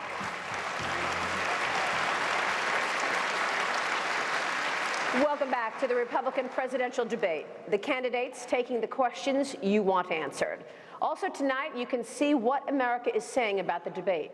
Go to Facebook and type #GOP debate into the search box. Now back to the questions. Americans face security threats at home and abroad. Last year, terrorist attacks rose 61%, according to the Institute for Economics and Peace, with the most deaths occurring in just 5 countries: Iraq, Afghanistan, Pakistan, Nigeria, and Syria. Dr. Carson, you were against putting troops on the ground in Iraq. and against a large military force in Afghanistan. Do you support the President's decision to now put 50 special ops forces in Syria and leave 10,000 U.S. troops in Afghanistan? Well, putting the special ops people in there is better than not having them there, because that's why they're called special ops. They're actually able to guide some of the other things that we're doing there. And what we have to recognize is that Putin is trying to really spread his influence throughout the Middle East. This is going to be his base, and we have to oppose him there in an effective way. We also must recognize that it's a very complex place. You know, the Chinese are there as well as the Russians, and you have all kinds of factions there. What we've been doing so far is very ineffective, but we can't give up ground right there. But we have to look at this on a much more global scale. We're talking about global jihadists, and their desire is to destroy us and to destroy our way of life. So we have to be saying, how do we make them look like losers? Because that's the way that they're able to gather a lot of influence. And I think in order to make them look like losers, we have to destroy their caliphate. And you look for the easiest place to do that, it would be in Iraq. And if outside of Anbar in Iraq, there's a big energy field. Take that from them, take all of that land from them. We could do that, I believe, fairly easily. I've learned from talking to several generals. And then you move on from there. But you have to continue to face them, because our goal is not to contain them, but to destroy them before they destroy us. We asked Facebook to take a look at some of the major issues we're talking about and tackling in this debate tonight. This word cloud shows what people are focusing on the most. The bigger the word, the more the talk. One of the most discussed issues in the last month, Homeland Security. Governor Bush, what is the biggest threat facing America today? I'd say it is Islamic terrorism. And back to the question of what we are dealing with in Iraq, when we pull back, voids are filled. That's the lesson of history. And sadly, this president does not believe in American leadership. He does not believe it, and the net result is that we have a caliphate the size of Indiana that gains energy each and every day to recruit Americans in our own country. And the threat to the homeland relates to the fact that we've not dealt with this threat of terror in the Middle East. We should have a no-fly zone in Syria. We should have support for the remnants of the Syrian Free Army and create safe zones. If you want to deal with the 4 million refugees that are leaving Syria because of the devastation there, then we ought to create safe zones for them to stay in the region rather than go to Europe. And that requires American leadership. Without American leadership, every other country in the neighborhood begins to change their priorities. It is tragic that you see Iraq and other countries now talking to Russia. It wasn't that long ago, Russia had no influence in the region at all. And so the United States needs to lead across the board. This president and Hillary Clinton both do not believe that the United States has a leadership role to play, and we're now paying a price, and it will have a huge impact on the economy of this country if we don't deal with this. Thank you, sir. Mr. Trump, in a 2012 debate, President Obama mocked Mitt Romney's assertion that Russia was the top geopolitical challenge facing the United States, saying he was a Cold War dinosaur. Now, Russia has invaded Ukraine and has put troops in Syria. You have said you will have a good relationship with Mr. Putin. So what does President Trump do in response to Russia's aggression? Well, first of all, it's not only Russia. We have problems with North Korea where they actually have nuclear weapons. You know, nobody talks about it. We talk about Iran, and that's one of the worst deals ever made, one of the worst contracts ever signed, ever in anything. And it's a disgrace. But we have somebody over there, a madman, who already has nuclear weapons. We don't talk about that. That's a problem. China is a problem, both economically and what they're doing in the South China Sea. I mean, they are becoming a very, very major force. So we have more than just Russia. But as far as the Ukraine is concerned, and you could say Syria, as far as Syria, I like if Putin wants to go in, and I got to know him very well because we were both on 60 Minutes. We were stablemates, and we did very well that night. But you know that. But If Putin wants to go and knock the hell out of ISIS, I am all for it 100%, and I can't understand how anybody would be against They're it. not doing They blew up, hold it, they blew up, wait a minute, they blew up a Russian airplane. He cannot be in love with these people. He's going in, and we can go in, and everybody should go in. As far as the Ukraine is concerned, we have a group of people and a group of countries, including Germany, tremendous economic behemoth. Why are we always doing the work? I'm all for protecting Ukraine and working, but we have countries that are surrounding the Ukraine that aren't doing anything. They say, keep going, you dummies, keep going, protect us. And we have to get smart. We can't continue to be the policemen of the world. We owe $19 trillion. We have a country that's going to hell. We have an infrastructure that's falling apart, our roads, our bridges, our schools, our airports, and we have to start investing money in our country. Thank you, sir. Donald is wrong on this. He is absolutely wrong on this. We're not going to be the world's policeman, but we sure as heck better be the world's leader.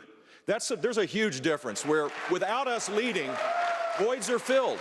And the idea that it's a good idea for Putin to be in Syria, let ISIS take out Assad, and then Putin will take out ISIS, I mean, that's like a board game. That's like playing Monopoly or something. That's not how the real world works.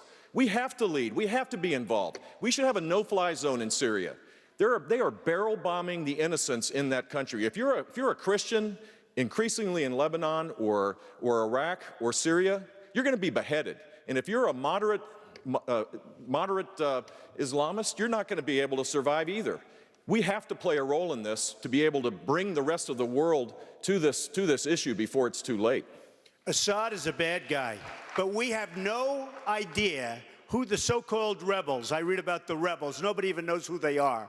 I spoke to a general 2 weeks ago. He said, he was very up on exactly what we're talking about. He said, you know, Mr. Trump, we're giving hundreds of millions of dollars of equipment to these people. We have no idea who they are. So I don't like Assad.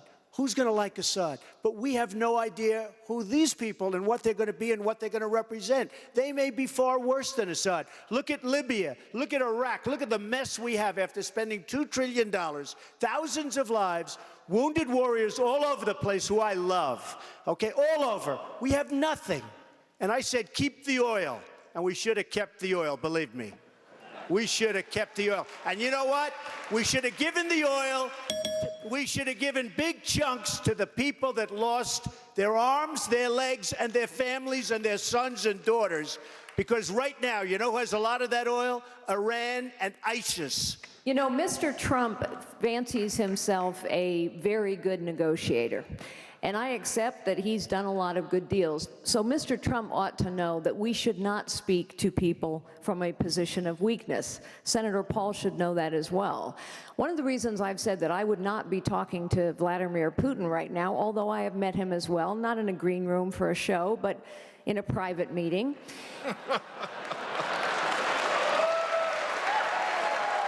One of the reasons I've said I wouldn't be talking to Vladimir Putin right now is because we are speaking to him from a position of weakness brought on by this administration. So I wouldn't talk to him for a while, but I would do this.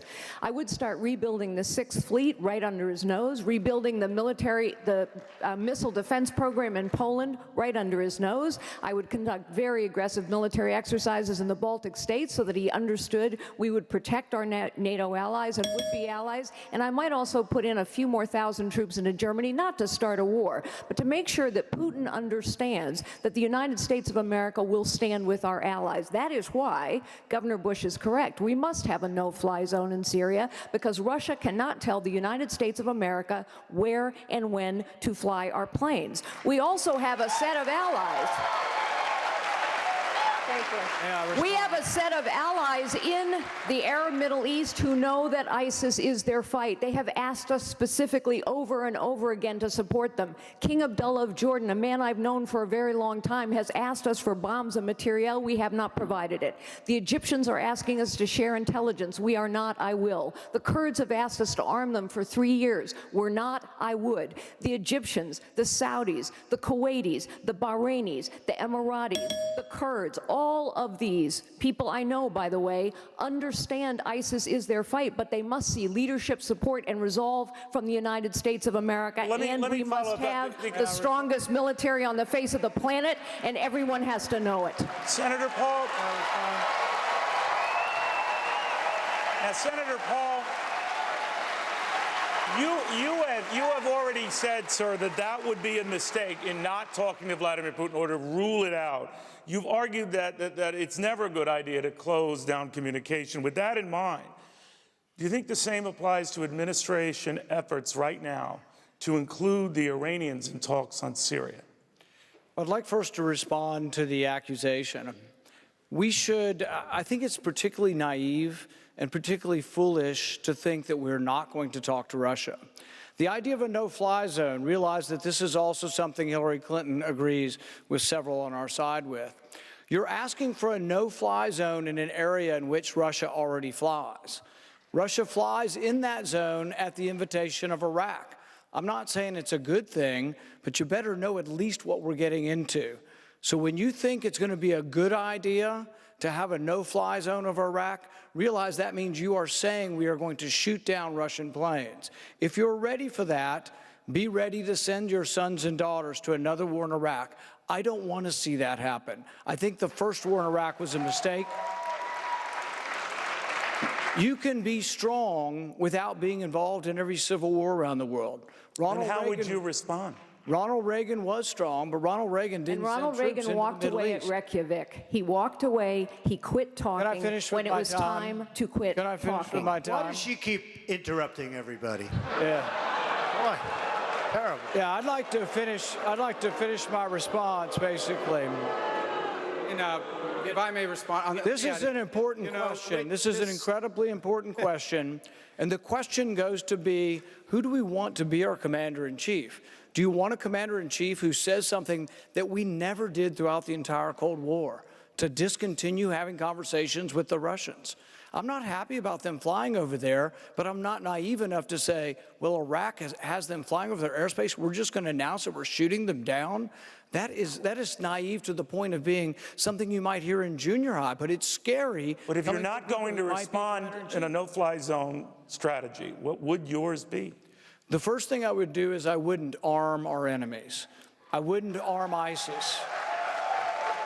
Most of the people who want the no-fly zone also favored arming the allies of al-Qaeda, which became ISIS. That was the dumbest, most foolhardy notion, and most of the people up here supported it. They wanted to arm the allies of al-Qaeda. Some of them still do. That's how ISIS grew. We pushed back Assad, and ISIS was allowed to grow in the vacuum. So the first thing you do is don't arm your enemies. Well, I might just say, add to this. I need to add a couple points to this. The first is, I've never met Vladimir Putin, but I know enough about him to know he's a gangster. He's basically an organized crime figure that runs a country, controls a $2 trillion economy, and is using it to build up his military in a rapid way, despite the fact his economy is a disaster. He understands only geopolitical strength. And every time he has acted anywhere in the world, whether it's in Ukraine or Georgia before that, or now in the Middle East, is because he is testing a weakness. His calculation in the Middle East is that he's seen what this president has done, which is nothing. The president has no strategy. Our allies in the region do not trust us. For goodness sake, there's only one pro-American free enterprise democracy in the Middle East. It's the state of Israel. And we have a president that treats the prime minister of Israel with less respect than what he gives the Ayatollah in Iran. And so our allies in the region don't trust us. Vladimir Putin is exploiting that weakness for purposes of edging the Americans out as the most important geopolitical power broker in the region. And we do have a vested interest, and here's why. Because all those radical terrorist groups that, by the way, are not just in Syria and in Iraq. ISIS is now in Libya. They are a significant presence in Libya and in Afghanistan, and a growing presence in Pakistan. Soon they'll be in Turkey, they'll try Jordan, they'll try Saudi Arabia. They are coming for us. They recruit Americans using social media. And they don't hate us simply because we support Israel. They hate us because of our values. They hate us because our girls go to school. They hate us because women drive in the United States. Either they win or we win. We better take this risk seriously. It is not going away on its own. Thank you, Senator. Thank you, Senator.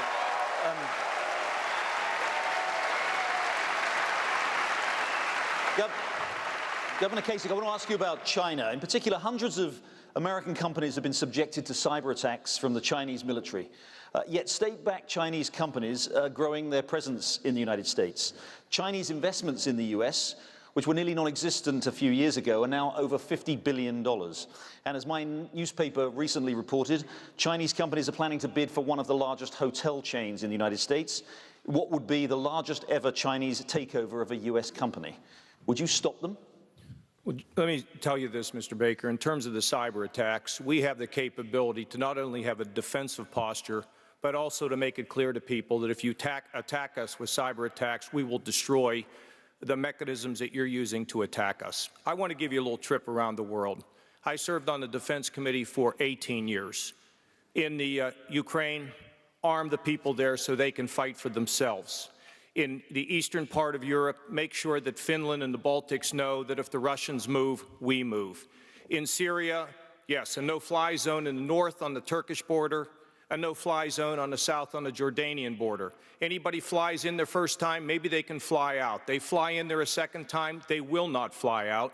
And it also becomes a sanctuary for the people to be, and it also sends many messages in the Middle East that we're still involved. Saudi Arabia, cut off the funding for the radical clerics, the ones that preach against us, but they're fundamentally our friends. Jordan, we want the king to reign for 1,000 years. Egypt, they've been our ally and a moderating force in the Middle East throughout their history. In the countries of the Gulf states of Bahrain, the Cleveland Clinic is opening an operation. Clearly, we see the same with them. And in Israel, we have no better ally in the world, and no more criticizing them in public. We should support them. And finally, China. China doesn't own the South China Sea. And I give the president some credit for being able to move a naval force in there to let the Chinese know that we're not going to put up with it anymore. And in the trade agreement, the TPP, it's critical to us, not only for economic reasons and for jobs, because there's so many people who are connected to getting jobs because of trade, but it allows us to create not only economic alliances, but also potentially strategic alliances against the Chinese. They're not our enemy, but they're certainly not our friend. And finally, I will say to everybody in this room, we've been talking about taxes and economics. When the fall comes and we run against Hillary, which would be a disaster if she got elected. I have two 16-year-old girls, and I want this country to be strong. We make promises we can't keep. Under the bright light of the fall, we will have trouble. We must make sure that our economic programs and our military programs are solid. I served in Washington as the chairman of the Budget Committee, and we got the budget balance, and in Ohio as the CEO, and guess what? We got to have a CEO mentality and a way to beat Hillary Clinton and the Democrats in the fall, and our ideas have to add up. They have to be solid, and people have to know we have the confidence to lead America. And as president, I will lead this country as I have before in Washington and in Ohio, and will return both on domestic and international affairs. And I appreciate the opportunity to speak this time, Jerry. Thank you, Governor. Plenty of opportunities. Thank you, Neil. All right, and look at the time. Look at the time. You are watching Fox Business. We'll take a break. Stick around. I think it gets interesting after this.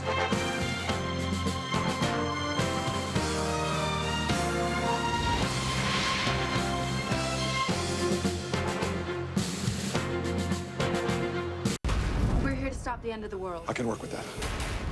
Load up. The machine will rule this world. I'll be back. What? Own Terminator Genesis on Blu-ray today.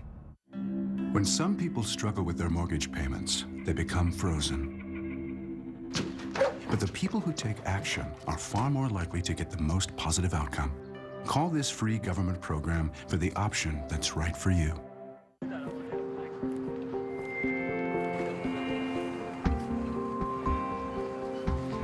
You, my friend, recognize when a trend has reached critical mass. Yes, when others focus on one thing, you see what's coming next. You see opportunity. That's what a Type E does. And so it begins. With E-Trade's Investing Insights Center, you can spot trends before they become trendy. E-Trade, opportunity is everywhere. If you're a small business owner, paying people has never been easier than with easy, online, sure payroll. Sure Payroll can be used on any device to process payroll and pay employees. Sure Payroll will automatically pay and file your federal, state, and local taxes. Go to surepayroll.com and get a free quote for your household, small business, or nanny payroll. Plus, sign up free and get 2 months free payroll. Call 1-844-SURE-PAYROLL and mention 2 free. For decades, we've looked at home security the same. Set your alarm, leave your home, and you're alerted when someone breaks in. The Ring Video Doorbell can prevent a crime before it happens. Ring lets you see and speak with whoever's at your home from anywhere. Hello? I'm doing a free house painting estimates. I'm painting the children right now. With Ring, you're always home. Available at ring.com. Fallout from the Fox Business Debate. From big moments to the bigger issues. Whose economic plan resonated with voters? Our experts have must-see analysis tomorrow on our early prime lineup. So, how do you survive The Walking Dead? First, you gotta make smart choices. Second, you gotta know who to trust. Oh yeah, never get backed into a corner. What am I telling you for? You're smart. You're a Dish customer. Dish customers choose the best value, customer service, and technology. Don't miss The Walking Dead, Sundays only on AMC.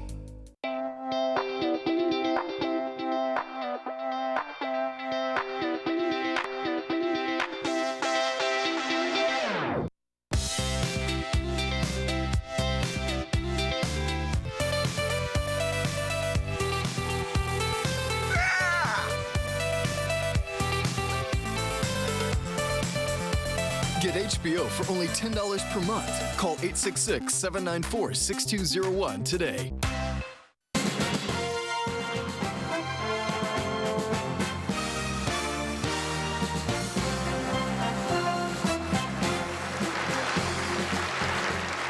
Welcome back to the Republican presidential debate, live from Milwaukee. Now, let's get straight back to the questions. Governor Bush. Governor, Hillary Clinton recently said that if we had another financial crisis like the one in 2008, she wouldn't bail out the banks. Would you? We shouldn't have another financial crisis. What we ought to do is raise the capital requirements so banks aren't too big to fail. Dodd-Frank has actually done the opposite, totally the opposite, where banks now have higher concentration of risk and assets, and the capital requirements aren't high enough. If we were serious about it, we would raise the capital requirements and lessen the load on the community banks and other financial institutions. This vast overreach has created a huge problem for our country, and Hillary Clinton wants to double down on that. I was in Washington, Iowa, about 3 months ago, talking about how bad Washington, D.C. is. It was, anyway, we had, I talked to a banker there. This is a bank that had $125 million of assets, 4 branches. Their compliance costs because of Dodd-Frank went from $100,000 to $600,000 in a 2-year period. The net effect of that is, and they had not one loan that went bad during the financial crisis. They knew their borrowers, they gave back to the community, they were engaged in the community, and imagine America without its community banks. Well, that's what's happening because of Dodd-Frank. That's my worry. My worry is that the real economy has been hurt by the vast overreach of the Obama administration. And Hillary Clinton, she wants to double down on that. She wants to create even more so. She is a captive of the left of her party to the point now where she was for the trade agreement in the Pacific Agreement. Now she's against it. She was hinted she was for the XL pipeline. Now she's opposed to it. All the things that would create sustained economic growth, she's now doubling down against it. Governor, but can I just quickly say, you can't seriously guarantee that there won't be another financial crisis, can you?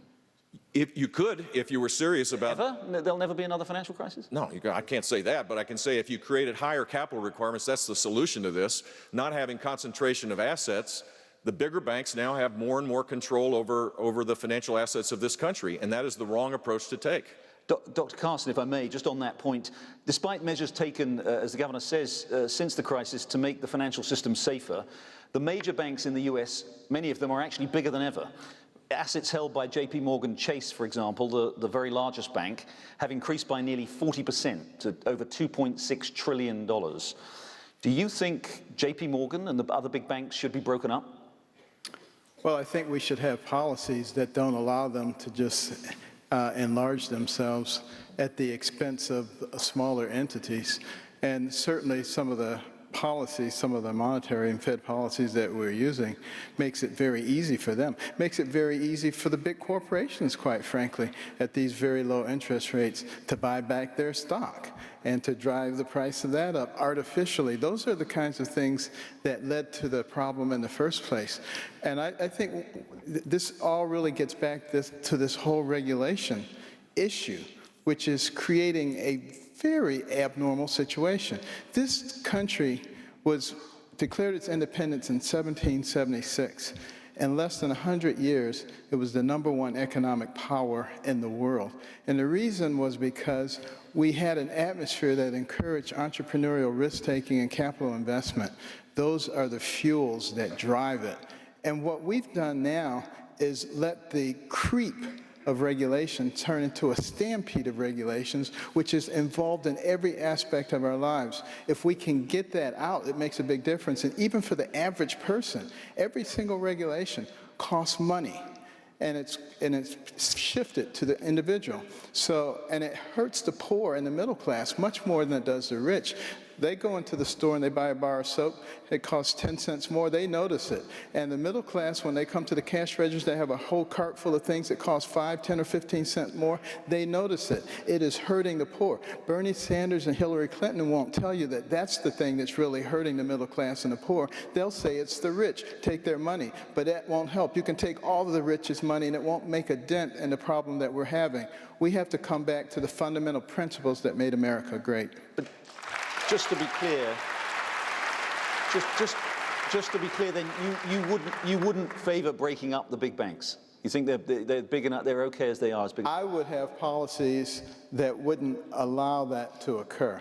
I don't want to go in and tear anybody down. I mean, that doesn't help us. But what does help us is to stop tinkering around the edges and fix the actual problems that exist that are creating the problem in the first place. Can I just add what he's saying? Because he's right on point there. You know why these banks are so big?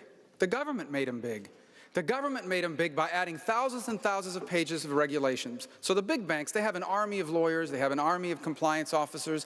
They can deal with all these things. The small banks, like Governor Bush was saying, they can't deal with all these regulations. They can't deal with they cannot hire the fanciest law firm in Washington or the best lobbying firm to deal with all these regulations. And so the result is the big banks get bigger, the small banks struggle to lend or even exist, and the result is what you have today. And in Dodd-Frank, you have actually codified too big to fail.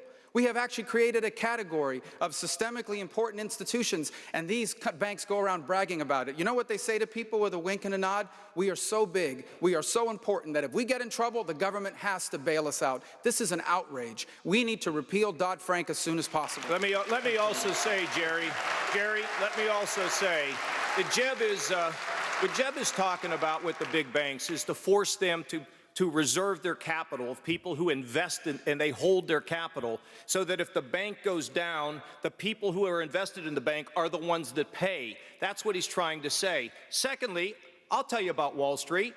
There's too much greed. And the fact is, a free enterprise system is a system that's produced the greatest wealth for the world.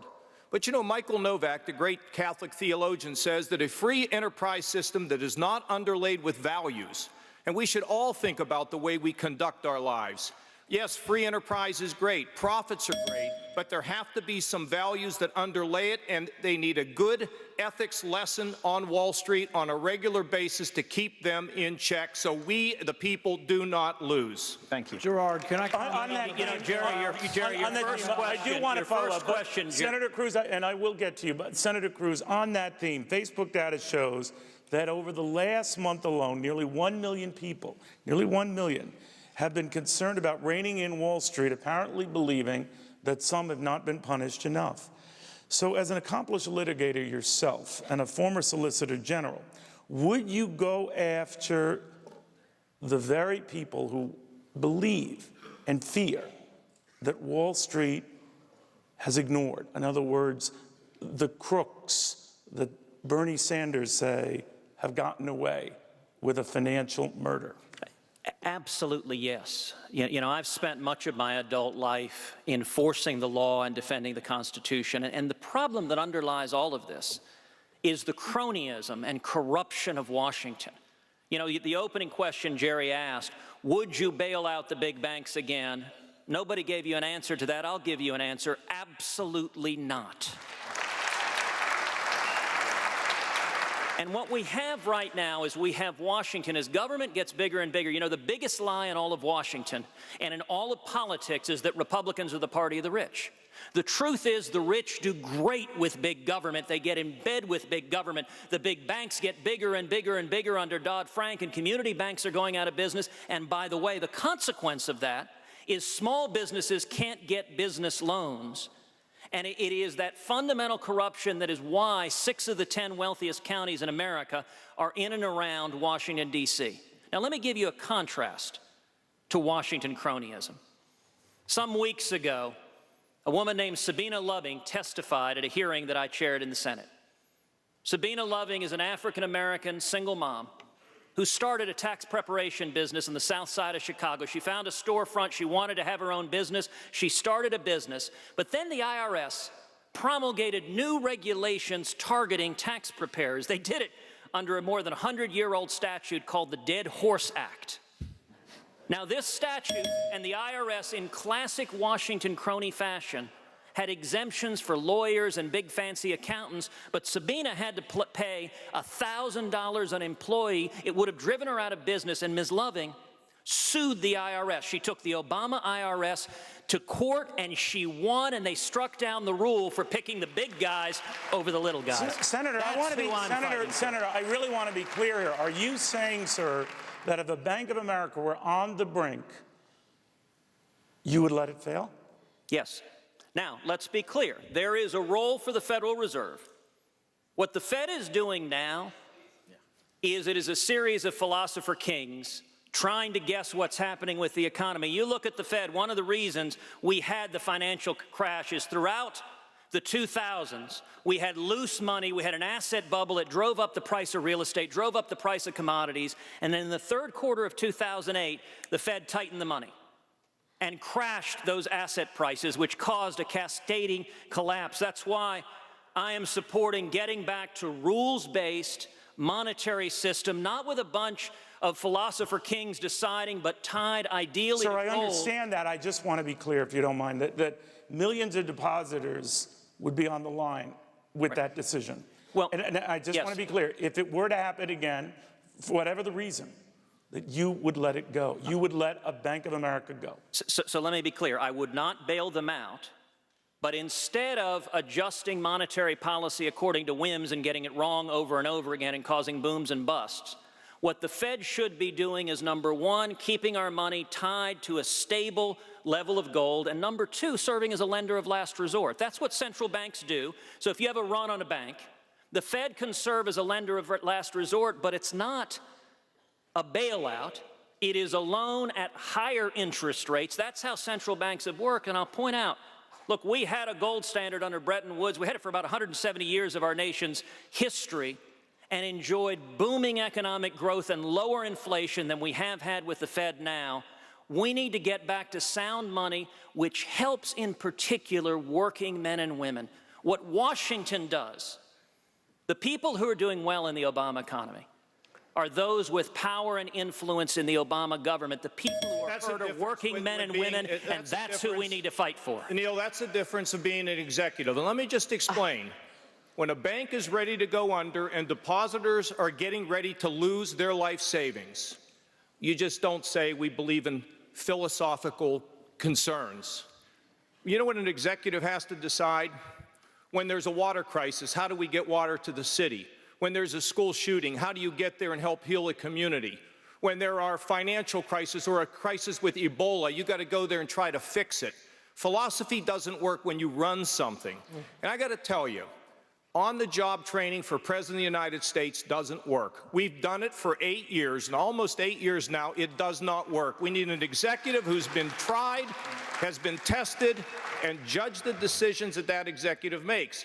I don't like what the Fed is doing, but I'll tell you what worries me more than anything else, turning the Fed over to the Congress of the United States so they can print the money. That would be a very bad approach for So, Governor Kasich, why would you then bail out rich Wall Street banks, but not Main Street, not mom and pop, not Sabina Loving? Well, you just said an executive knows to step in and bail out a bank. They were talking about what you would do with depositors. Would you let these banks shut down?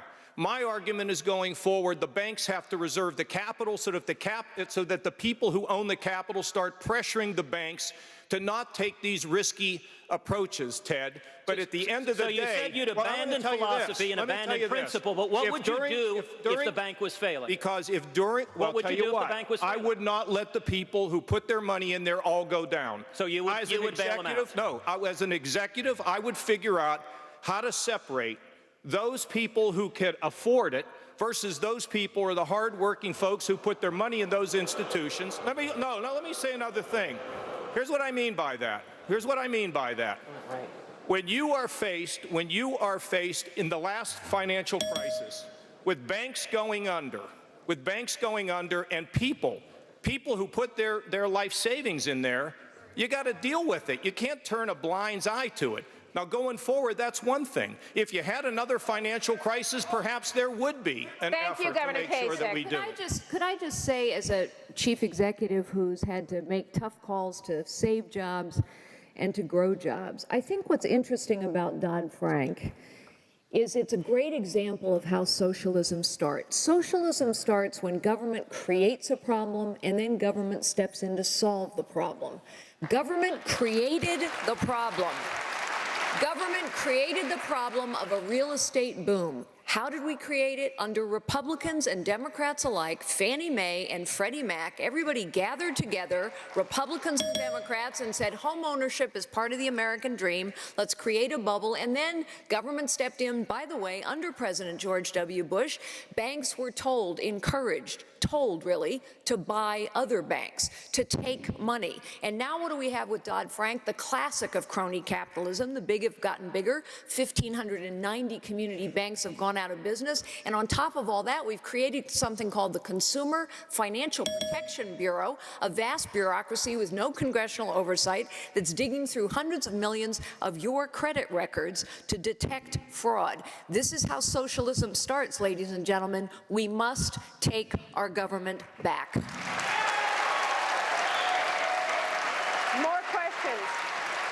More questions coming up when the Republican presidential debate comes right back, live from Milwaukee. Stay with us.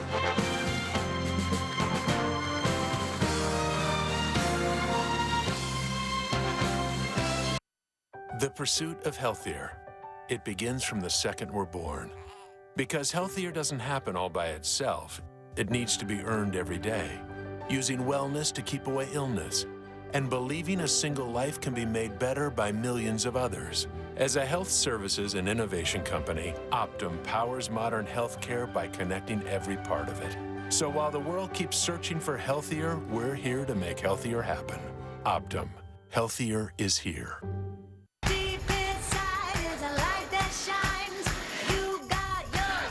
Jill in Seattle, take us away. Great job, everybody. Nice work. What'd you take? 6 a.m. live class with Jess. She's awesome. Good for you. I think I'm gonna do last week's pro ride with Ted. Ah, ambitious. Is it bad that I'm already out of breath?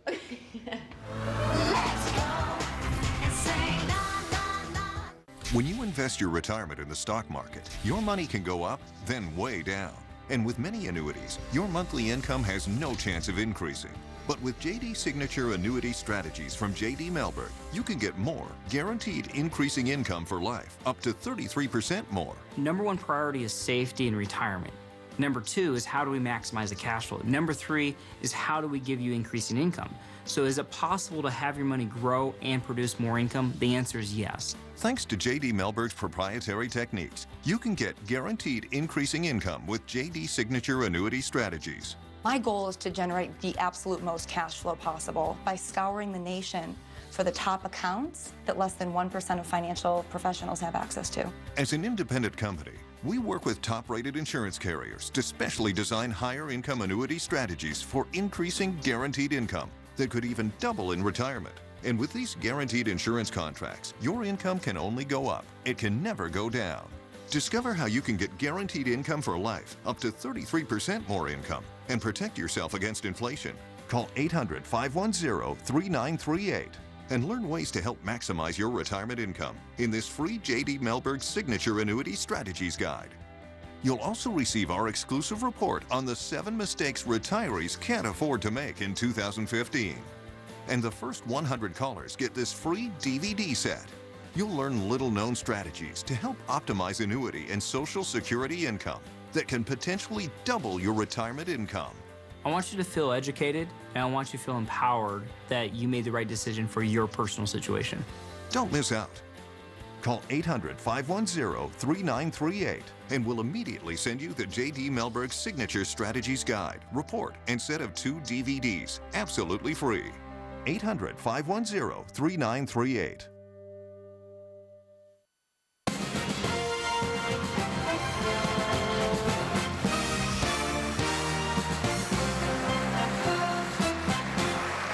Welcome back to the 4th Republican presidential debate. Senator Rubio, Hillary Clinton is the clear front runner for the Democratic nomination. If she is indeed the nominee, you will be facing a candidate with an impressive resume. She was the First Lady of the United States, a U.S. Senator from New York, and Secretary of State under Barack Obama. She has arguably more experience, certainly more time in government, than almost all of you on stage tonight.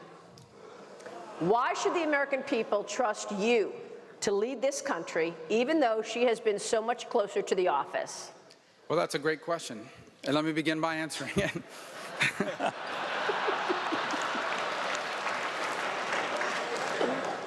This election is about the future, about what kind of country this nation is going to be in the 21st century. This election is actually a generational choice, a choice about what kind of nation we will be in the 21st century. For over 2.5 centuries, America has been a special country, the one place on earth where anyone from anywhere can achieve anything, a nation that's been a force for good on this planet. But now, a growing number of Americans feel out of place in their own country. We have a society that stigmatizes those that hold cultural values that are traditional. We have a society where people, millions of people, are living paycheck to paycheck. They're working as hard as they ever have, but they're living paycheck to paycheck because the economy has changed underneath their feet. We have young Americans who owe thousands of dollars in student loans for a degree that doesn't lead to a job. For the first time in 35 years, we have more businesses dying than starting. And around the world, every day brings news of a new humiliation for America. The direct consequence of decisions made when Hillary Clinton was the Secretary of State. And so here's the truth. This election is about the future. And the Democratic Party and the political left has no ideas about the future.